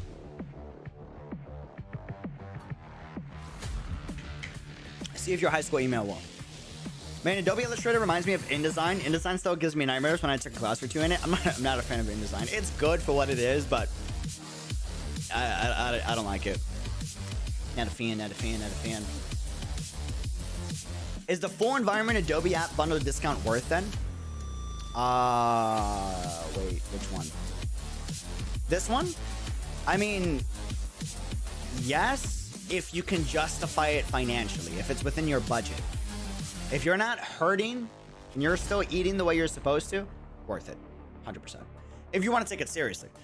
If not, start off with just like an app or two, you know? Start off small, baby steps. See if it's really a passion of yours, because maybe it's not, you know? But if you're a student, do this. Students and teachers save over 60%. It's huge. That's what I do. This is lifesaver. Lifesaver. Okay, hold on. Since we're talking about this, could you please describe in detail your creation process? Spoilers. This is how I content create. Spoilers. Okay, here's the process. Y'all ready? Spoilers. First, this is how I make videos. I want it to be full transparent with this, so if y'all are insulted in any way or anything, let me know. First, I check on what are the topics and content ideas I find most exciting and am passionate about. And I'll list it out in Notion and I'll be like, these are the things I'm most hyped about right now. Based off of that list, I then decide if I want to make those topics into a live stream event or a video. And I decide on which one I'm going to do based off of how am I going to format it. Can I make it entertaining and fun and enjoy it myself if it's live? If I can't, it becomes a video. If I can, my next question is, okay, but would it perform really good as a video? What would my community like? Would they prefer it live? Would they prefer it a video? And in my experience, music breakdowns do better in videos. Lore breakdowns typically do better on streams, in my experience. That's what I've noticed. Then I'll take about an hour or two looking through my saved art assets of the game. HoYoverse. If you ever want to sponsor me for free, I will literally sell my soul. I'm serious, okay? For free. Bro, just send me the art assets. Dude, please. I'm begging you. You have no idea how much time I put in. You have no idea the headache and the time I put in to search all over the internet for art assets, for thumbnails, for marketing, for stream hype up events, for community events, for announcement posters. Like, bro, it takes me forever to find some art assets. Sometimes I find it in seconds. Sometimes it's like story chapter this, boom, it's there, right? Awesome. Bro, but sometimes I'm there like 4 hours and I still can't find the right art for the thumbnail and the story I'm trying to convey. HoYoverse, you can I'm not even kidding, man. You want to sponsor a video for free, bro? Just send me the art assets. I'll like no, not even kidding. Not a joke. I will sell my soul. If you're like, Dreamer, we require your soul in exchange for HoYoverse art assets. I'm like, all right, where's the dotted line? Yes, sir. I'm not gonna lie, man. Literally, not kidding. It would save me so many hours. But yeah, once all that's decided, I create the thumbnail for the stream and the video. This takes about an hour or two, looking through my saved art assets of the game or looking for new art assets online, which takes an eternity, and deciding which art pieces I'll use. When I'm making a thumbnail, I always start off with the thumbnail, figuring out what emotion or story I want to convey in the thumbnail. For example, every YouTube video for the most part on this channel is planned out. youtube.com/UnrealDreamer.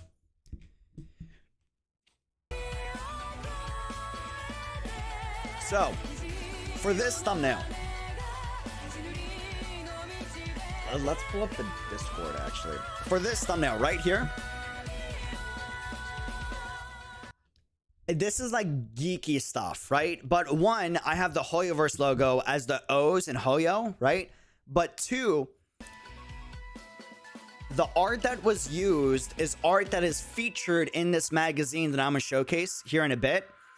But also the reason I picked this art piece was not just because it's featuring an artist in the magazine that we're discussing today on stream, so it's related, but also Kiana is looking out as if she's trying to find something or someone, or she's enjoying the new view in the city that she's in. This is the geeky stuff I think about, right? They also have formal, urban tech wear, but it's still kind of like semi-professional. And this is, we're talking about the industry, we're talking about insider knowledge. So it's got to match the thematic of what I'm trying to make for every thumbnail. And I do this for every story chapter. I do this for like for the Genshin preview reaction, right? These are the things that surprised me the most. And then you have the heart emotes around. Anyways, that aside, if you look at APHO finale thumbnail, this is a depressed Carol, and if you look at the background, it's black and white, and then I have the word end behind her to show that this is like the finale, and it's kind of like a bittersweet ending, right? This is all the stuff that I think about for thumbnails, and it's part of figuring out the emotion and the story I'm trying to convey through the thumbnail. I try to do my best to showcase this through a variety of graphic design core principles I'll apply to the thumbnail. Some examples include, if you want to get into graphic design, these are the things you got to learn in the beginning. These are the things, okay? Hierarchy. This is your bread and butter, baby. This is your bread and butter. If you can master this ASAP as soon as possible, I promise you, your designs will go from a 2 out of 10 to a 7 out of 10.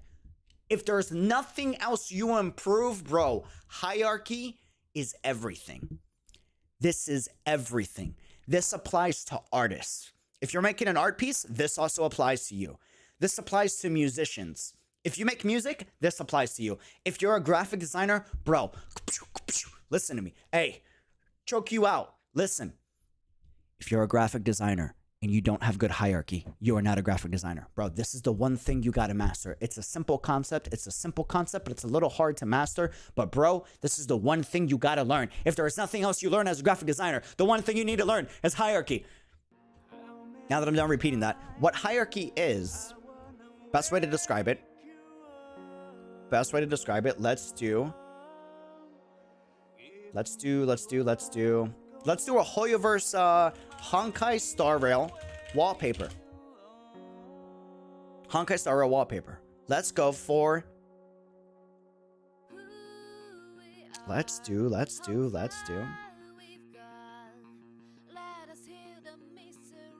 Perfect.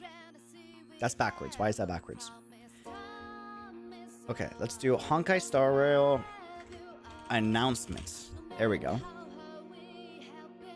Perfect. Okay, so good example of hierarchy. Hierarchy in your design is the order of which you want the viewer, your audience, to read or see your design. What order do you want them to go when they're looking at your design? You know the SpongeBob meme where like his eyes are going in both directions and he doesn't know where to look because there's so much information, right?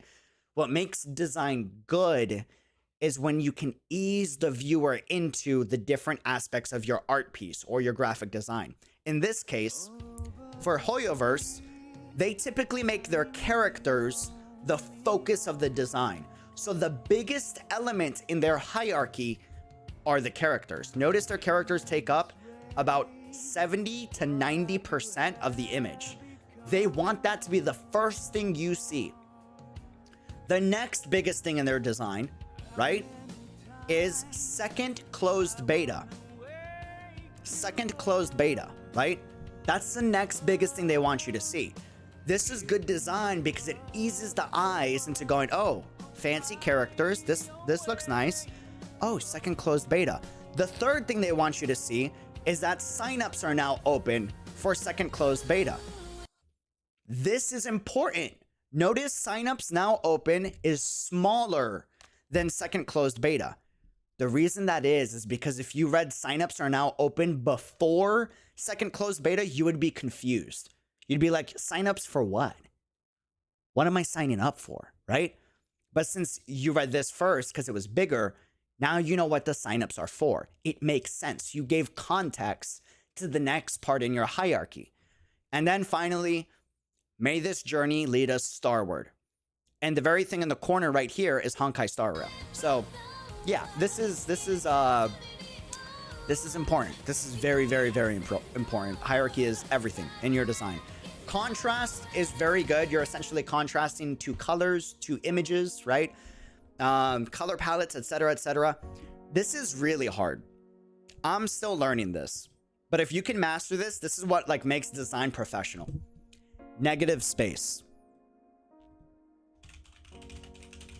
This is all the stuff I consider when I'm like doing graphic design thumbnails or videos, or I consider all of this. This is what every video maker, not just me, just every content creator considers all of these things for the most part. What do you see, guys? Do you guys see a vase or do you see two faces? This is negative space. How do you use the empty space in your design to create an image? Do you see the big dog that's white? Or do you see the one little small dog and the small cat right here, right? That's negative space. You're essentially creating information with the empty space in your design. Alignment, are things lined up to rules of thirds or like in the middle point? And how well balanced your design is. All of these are core principles I use when creating a thumbnail when assets are gathered. This usually takes me about 30 minutes to sometimes 3 hours per thumbnail. Per thumbnail. Per thumbnail. It's a process. Some thumbnails I take like days on. There's only a few where I do that, but there's a few where I've spent days on them. If it's a live stream, I figure out if there's any special edited videos, music, and soundtrack I want to showcase at the beginning to excite both the community and myself. Also, I just like music. That's the only reason why I do it, to be honest with you. I then continue the live stream with either gameplay, lore breakdowns, or soundtrack breakdowns and make it so that the viewers join in on the process because it's a community. In Spanish culture, a party is boring if only one person dances or one person is hosting. Bring in the audience.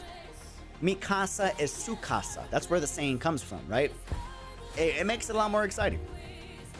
If it's a video, it's a lot harder, but also exciting. The first 10 to 30 seconds of every video needs to be fast-paced.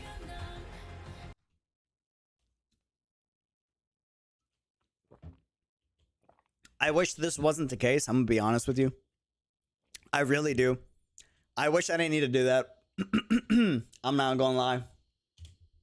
I'm not a fan of doing it, but I know that's the only way I can get everyone's attention for the most part. There's a few exceptions, but the majority of people, we live in a TikTok era. Everyone's busy. We all got things we got to do. If you don't tell me what I can expect in the first 10 seconds in the video, people are going to click off. That's just a fact. It is what it is, whether you like it or not, you know? So if you ever watch any of my videos, you'll notice that the first thing I do is I'll start saying something right out the gate and explain what we're going to do. Or what I would typically do these days is the first 2 to 3 seconds, I do like 20 cuts. I'm like, boom, boom, boom, boom, boom. Image, image, image, image, image. You're going to see this in the video. And I do like super fast in the first 2 seconds. So right out the gate, if any of those 20 images or like 10 images that you saw catches your interest, you can go, wait, what was that? And then the video continues and you're like, wait, what was that? Now I got to know why did I see him look in love with Raiden May? Like man looked like he was down bad. I got to see him be down bad. Like what's going on? Right? You gotta, it's gotta be quick. It's gotta be fast. You don't have much time. You have like 5 seconds at most to really hook someone. So the first 30 seconds, it's gotta be fast paced. You gotta set the context. It's why TikTok does so well, right? Lots of scenes with cuts, unique art, or images, and then I'll decide on the editing style I want to go with the specific video. Is it a sad video? Is it an emotional one for me? Is it a happy one? Do I want it to be a suspense, like cinematic, like, you know, thriller? In the vlog that I just uploaded on the channel, there is a, hold on. I'm gonna close this out. Where is,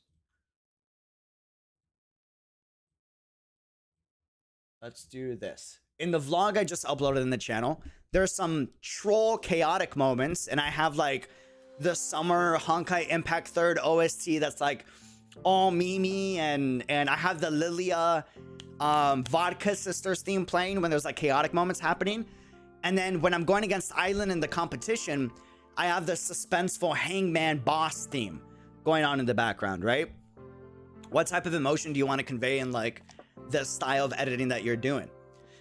After I edit the video, I begin to change the sound design to remove any harsh noises picked up by the mic. This takes about 20 minutes to like 5 hours. It depends. And I'm kind of lazy on it, I'm not gonna lie, but I still do it because I need to. Your plosives, your P's and your S's are very harsh noises. So I'll apply things like a de-esser to reduce some of those harsh noises so it's not as hard on your ear. Or I'll make sure the audio isn't like too loud. But I do usually go for a louder audio, but that's on purpose. I like to scare away people that don't like loud people. That way they're not tricked into thinking I'm a nice, quiet guy, because I have my chill moments, but I'm a pretty loud dude. So if you don't like loudness, I want to make sure that you know that that's what you should expect with the channel. So I typically do make my audio a little overbearing on some moments, but that's intentional. Then I attempt to apply a new edit at least every 10 seconds, but usually every 5 seconds of the video. Minimum. Usually I go way shorter than that. Usually it's every second, but every 5 at the very least. I don't let any scene not have something new on the screen for more than 5 or 10 seconds. Will it take a comedic approach, action focused, or story focused? What emotion do I want to leave the viewer with at the end of the video? I know most of the time you guys don't watch the end of all videos, but this is important. This is really important if you're a content creator. You will notice, depending on the music and the things I say at the end of every video, I want you feeling something by the time you end the video. You either feel like you got cliffhangered and you're like, bro, what the hell? I gotta know what he wants, what he thinks about that one thing next. And then you'll click my next video, or I'll make it emotional because it's an emotional moment for me and I just want to like share that vulnerability with you guys, right? So I'll do like a sad track and I'll end on like a screen that's like fading out to black and then a white thank you on the screen with the vlog, right? It depends. It depends.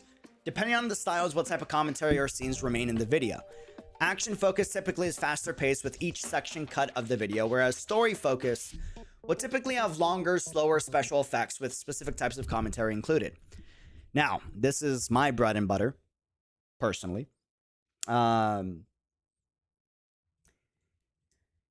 Music breakdowns. These are hard to make.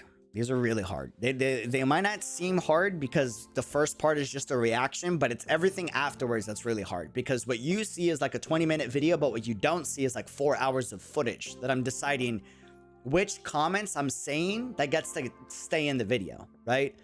I try to have a balance of focusing on the symbolism, but also focusing on the OST. I like both things a lot, but I have to decide which ones I think the audience will like more. Should I focus on the story symbolism more, or should I focus on the OST? I can only pick one. If I pick both, you guys click off. I've learned this. So I typically pick one or the other. And then I'm talking about lore implications, if there are any, in the video. And then I try to tie both of them at the end of the video to show the artistry behind the game or video I'm covering. Editing videos takes somewhere between 1 hour to sometimes a few days or weeks. Plural, multiple. The vlog took a very long time to edit. Depending on the project, I have this one video that's taken me months to edit and I'm still nowhere near done. I'm like 10% of the way done. It is It is crazy. Is it possible you might be able to pull off a fraction of Maxor's editing? Oh, I could easily do a Maxor video. 100%. Do I want to do it? I could easily make a Maxor style video. Easily. I know how to do it. Do I want to do it?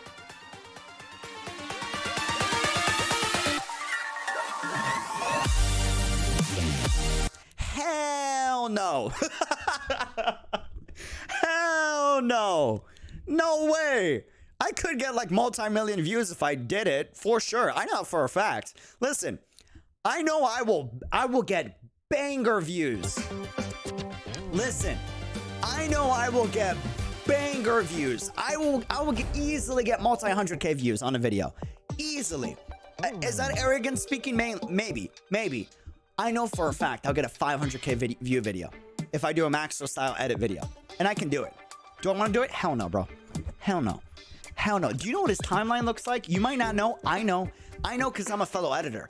I look at his edits and how many he does. Bro, nah, man. Nope. Ain't not gonna happen. No. You could pay me $1 million. I don't care. Listen, no. Man, you out of your mind. Listen. Also, it's too fast-paced for me. For what I'm trying to convey in, like, my content, it doesn't fit my channel, for the most part. It doesn't fit my channel, for the most part. There's a reason why his videos do so good, though. It's constant information on your screen. So you don't have time to breathe, and you gotta stick for the whole video. Because he doesn't allow you to leave. That's what makes this video so good. You can't leave. Just when you think you have a moment to breathe, he's like, no, here's the next edit. Here's the next moment. Here's a new audio track. Here's a new audio track. Here's a new image. New character screen. New meme. You don't... It's information overload. It's genius. It's genius. Takes way too much time. I ain't about that life. No, sir. No, sir, man. No, sir. Nope. I'm okay. I like to live. I like to live. I feel like I took drugs, and I've never taken drugs before. Exactly. It's genius. The man's galaxy brain. He's galaxy brain. He's galaxy brain. But yeah. I'm gonna skip this question. That way you guys can see it on your own, because I don't want to spoil the whole interview, and I want to focus on other creators too. But I don't know why they asked me this question. No, I'm not designing a game, but this was a cool question. If you were to design a game, what kind of world setting would you create and why? Spoilers. Chat. You guys, I think you guys can answer this question for me. If I were to design a game, what world setting would I create? Can y'all guess? Such a hard question, I know, right? Such a hard question, am I right? Am I right? Like... Yeah, super hard. I know, right?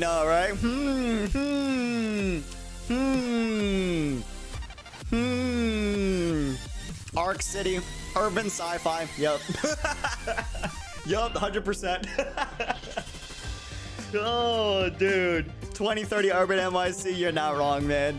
You're not wrong, dude. Listen, medieval Europe. Oh, dude. Listen, I would love to have a world setting that takes place in a modern metropolis futuristic city with skyscrapers, futuristic transportation system, each district area having a unique culture, sounds like New York, to have a never-ending thrill of meeting all types of people, which is my favorite thing. Also, I would make sure the coffee in the city tastes amazing. Oh, and great urban fashion is a big focus too. I love meeting people, making and drinking coffee, and great fashion is always important for any game. That's why I like Star Rail. What inspired you to post your work on HoYolab?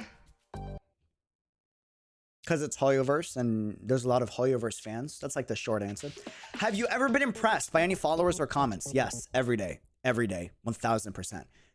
Yes, HoYolab and across other social media platforms, there are several. Listen, first I had to, before I even talk about you guys or me, there are several amazing artists and content creators whose creativity and passion leaves me in awe. Bro, dude.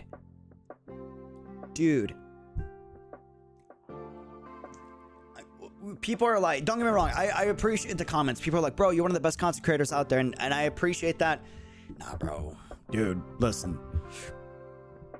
Some artists I see out there, I'm just like, how do you make a divine, bro? People make divine art pieces that is like, it's like visual crack.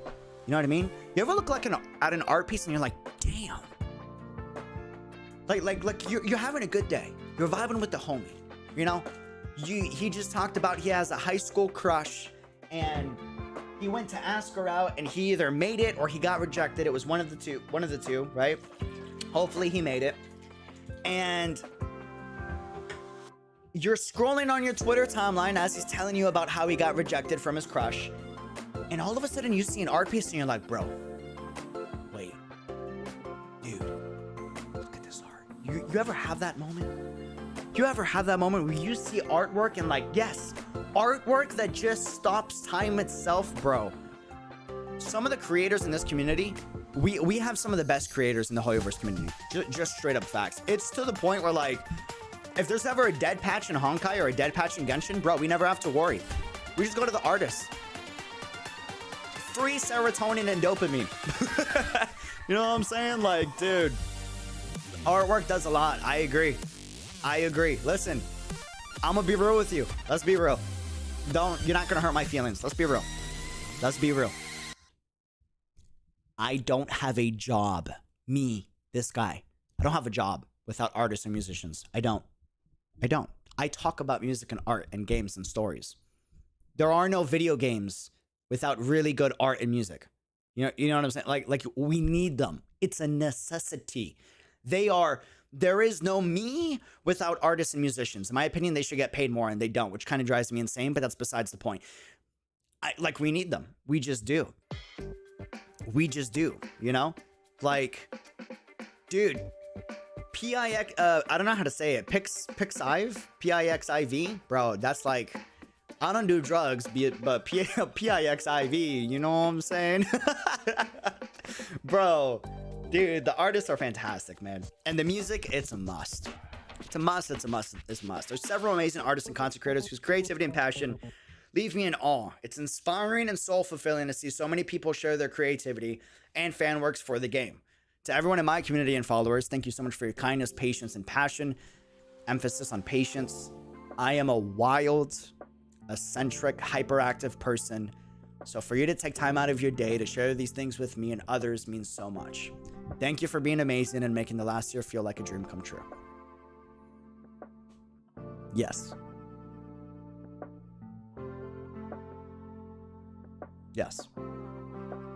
But yeah, shout out to Honkai Star Rail team.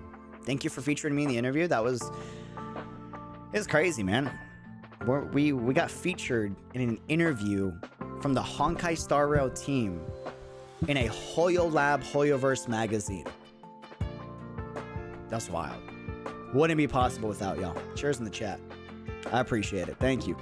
Thank y'all for being amazing. Y'all make this like a blast. They even featured our videos in the article. Why am I looking all confused here? You should have cropped me out. Just have the beauty March 7th instead of me. What? That was a terrible shot, brother. Terrible shot. But oh man, it's an honor, man. It's an honor. All right. On that note, let's check out this magazine because we got some art to check out. Y'all ready? Dude, we got comics.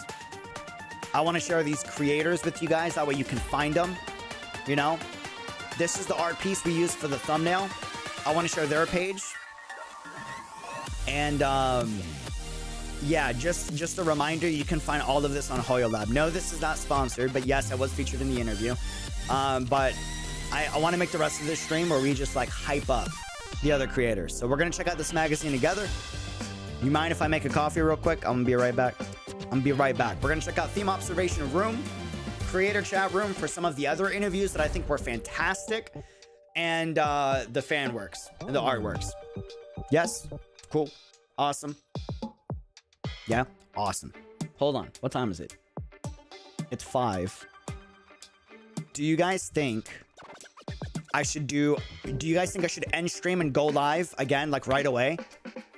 And have the next stream titled, or should we keep it all in the same stream? What do you guys think? Should we have it in the same stream or like separate? For VOD squad, essentially is what I'm asking for. What do y'all think? What do y'all think? Nani, what's the move? What's the move? Do you think we should separate it or keep it all in the same? Same stream, separate stream. Same stream. We're kind of split. We're kind of split, okay? Same, separate, separate, same. Let's keep it the same. You think it's still on topic? I don't like to clickbait people. Do you think the topic is still like separate? Maybe separate? Title is good for the same. You think the title is good for the same? Let's poll it. Hold on. Let's see, let's see, let's see.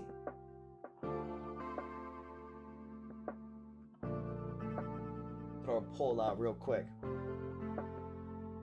The title in this stream is still relevant? You think so? Okay. Yeah, if it's still on topic, let's keep it in the same stream then.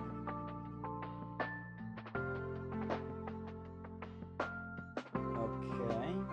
Yeah, featured creators for HoYoverse, right? I say separate because it would be easier to find the tips you said in this stream. True. True. Ooh, that's a good point. Because then, okay. That's a really good point, actually. Because then, because then I can retitle this stream like creator interview and tips for new creators. And then we can use this title, featured creators for HoYoverse, in the next stream. What do y'all think? That's actually a really good point. That's actually a really good point. We might do that, actually. I think that's the move. That's actually kind of Galaxy Brain Fire Slasher. I think that's the move. Okay, I'm going to end stream, and then we're going to go live again.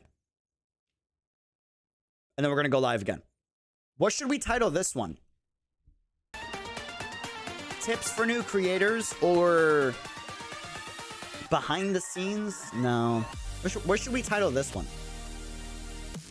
Guys, streamer, it's been an amazing stream, but it's like 1 a.m. I gotta work, dude. Have a phenomenal day. Get some sleep. Rest. If y'all gotta sleep, go sleep. Go sleep. Go sleep. The VOD will be here.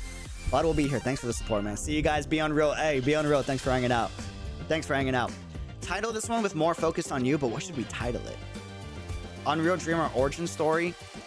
Okay, so let's do tips for new creators and Unreal Dreamer origin story. Ooh, that's Akumu. That's the one. That's the one, I think. HoYoverse interview and content creator tips. I think that's golden. Behind this, ooh, that's a good one though. Behind the scenes and how to get started. Okay. Now I'm gonna do Akumu's, I think. I think Akumu's is the move. HoYoverse interview plus content creator tips. I think that's the move. Okay, so I'm gonna end stream. If y'all gotta go to sleep, go to sleep. VOD will be there. I'm gonna end stream, and then we're gonna go live again in like 5-10 minutes. Sound good? Sound good? Yes? Awesome? Dope. Here's what we're gonna do in the stream in 5 to 10 minutes. I'm gonna end stream, we're gonna go live again. In the next stream, we're gonna check out the entirety of this magazine, the artworks, the other creators, where you can find them. We're gonna promote all the other fantastic creators in this community. Because at the end of the day, that's what matters. If we can help other artists and other creators grow, it makes the entire experience better. So, all right, I'll be back in 10. I'll be back in 10. I'll be right back. Fam, adios, sayonara. Be back in 10. Let me retitle this while I got y'all here. I already forgot what I was going to say. What was it? It was HoYoverse interview and content creator tips.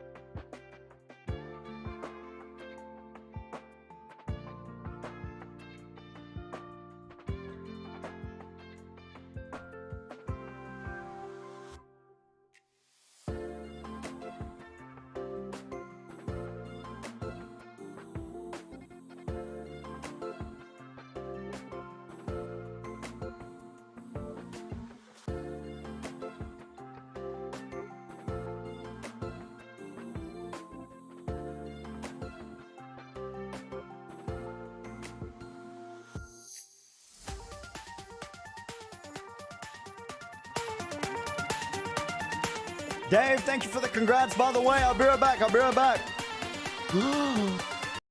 No, he's not. Wait, Dave. Where's the tweet? Hold on. Wait a second. Hold on. Skirt. Hold on. Come back. Wait a second. Wait a minute. Hold on. Hey. Mysterious is getting into Honkai? Oh, wait a minute. Hold on. Where'd you see that? Twitter? Hold on. Hey. Wait a minute. Where'd you see that? Hey. I'd sneeze. Okay.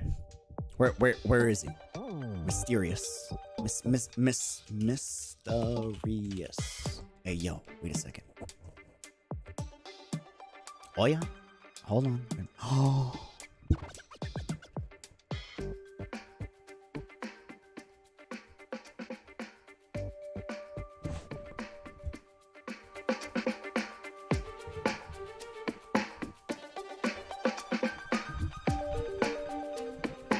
We got him. Ladies and gentlemen. We got him. We got a new one. Salutes in the chat. That's the cheers. Hey. Yeah, content gonna be real good.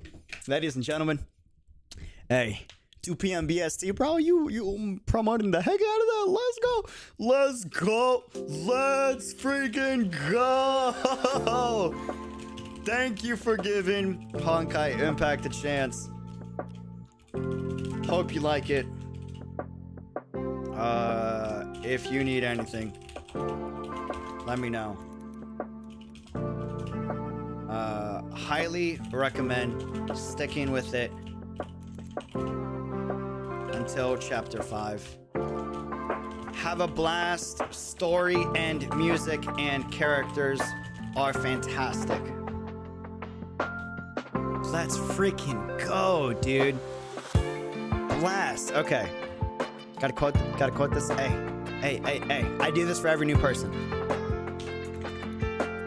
Fam.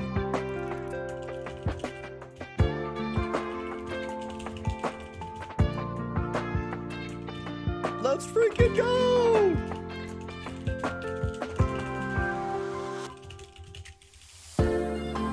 Repeat after me. Please do not demand for him to do a million things. Be patient, have fun, share your passion, and help keep him excited. But don't demand. But don't take away his fun with what you want instead of what excites him. Thank you, love y'all. Okay, no, don't spoil him. True, dude. True. Hold on. We got it, Twitter. We're gonna delete this because we already repeated that. No spoils.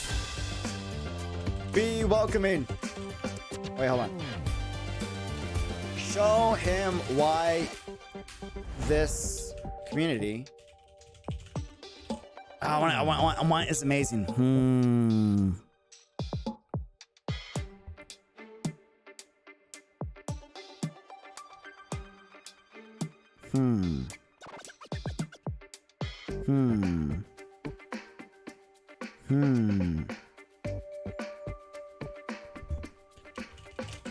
There we go. Dope. Okay, awesome. We made it.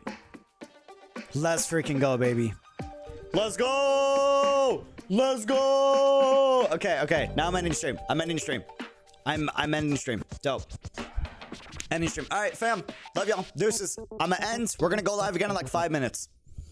Or 10 minutes. 10 minutes. See y'all soon.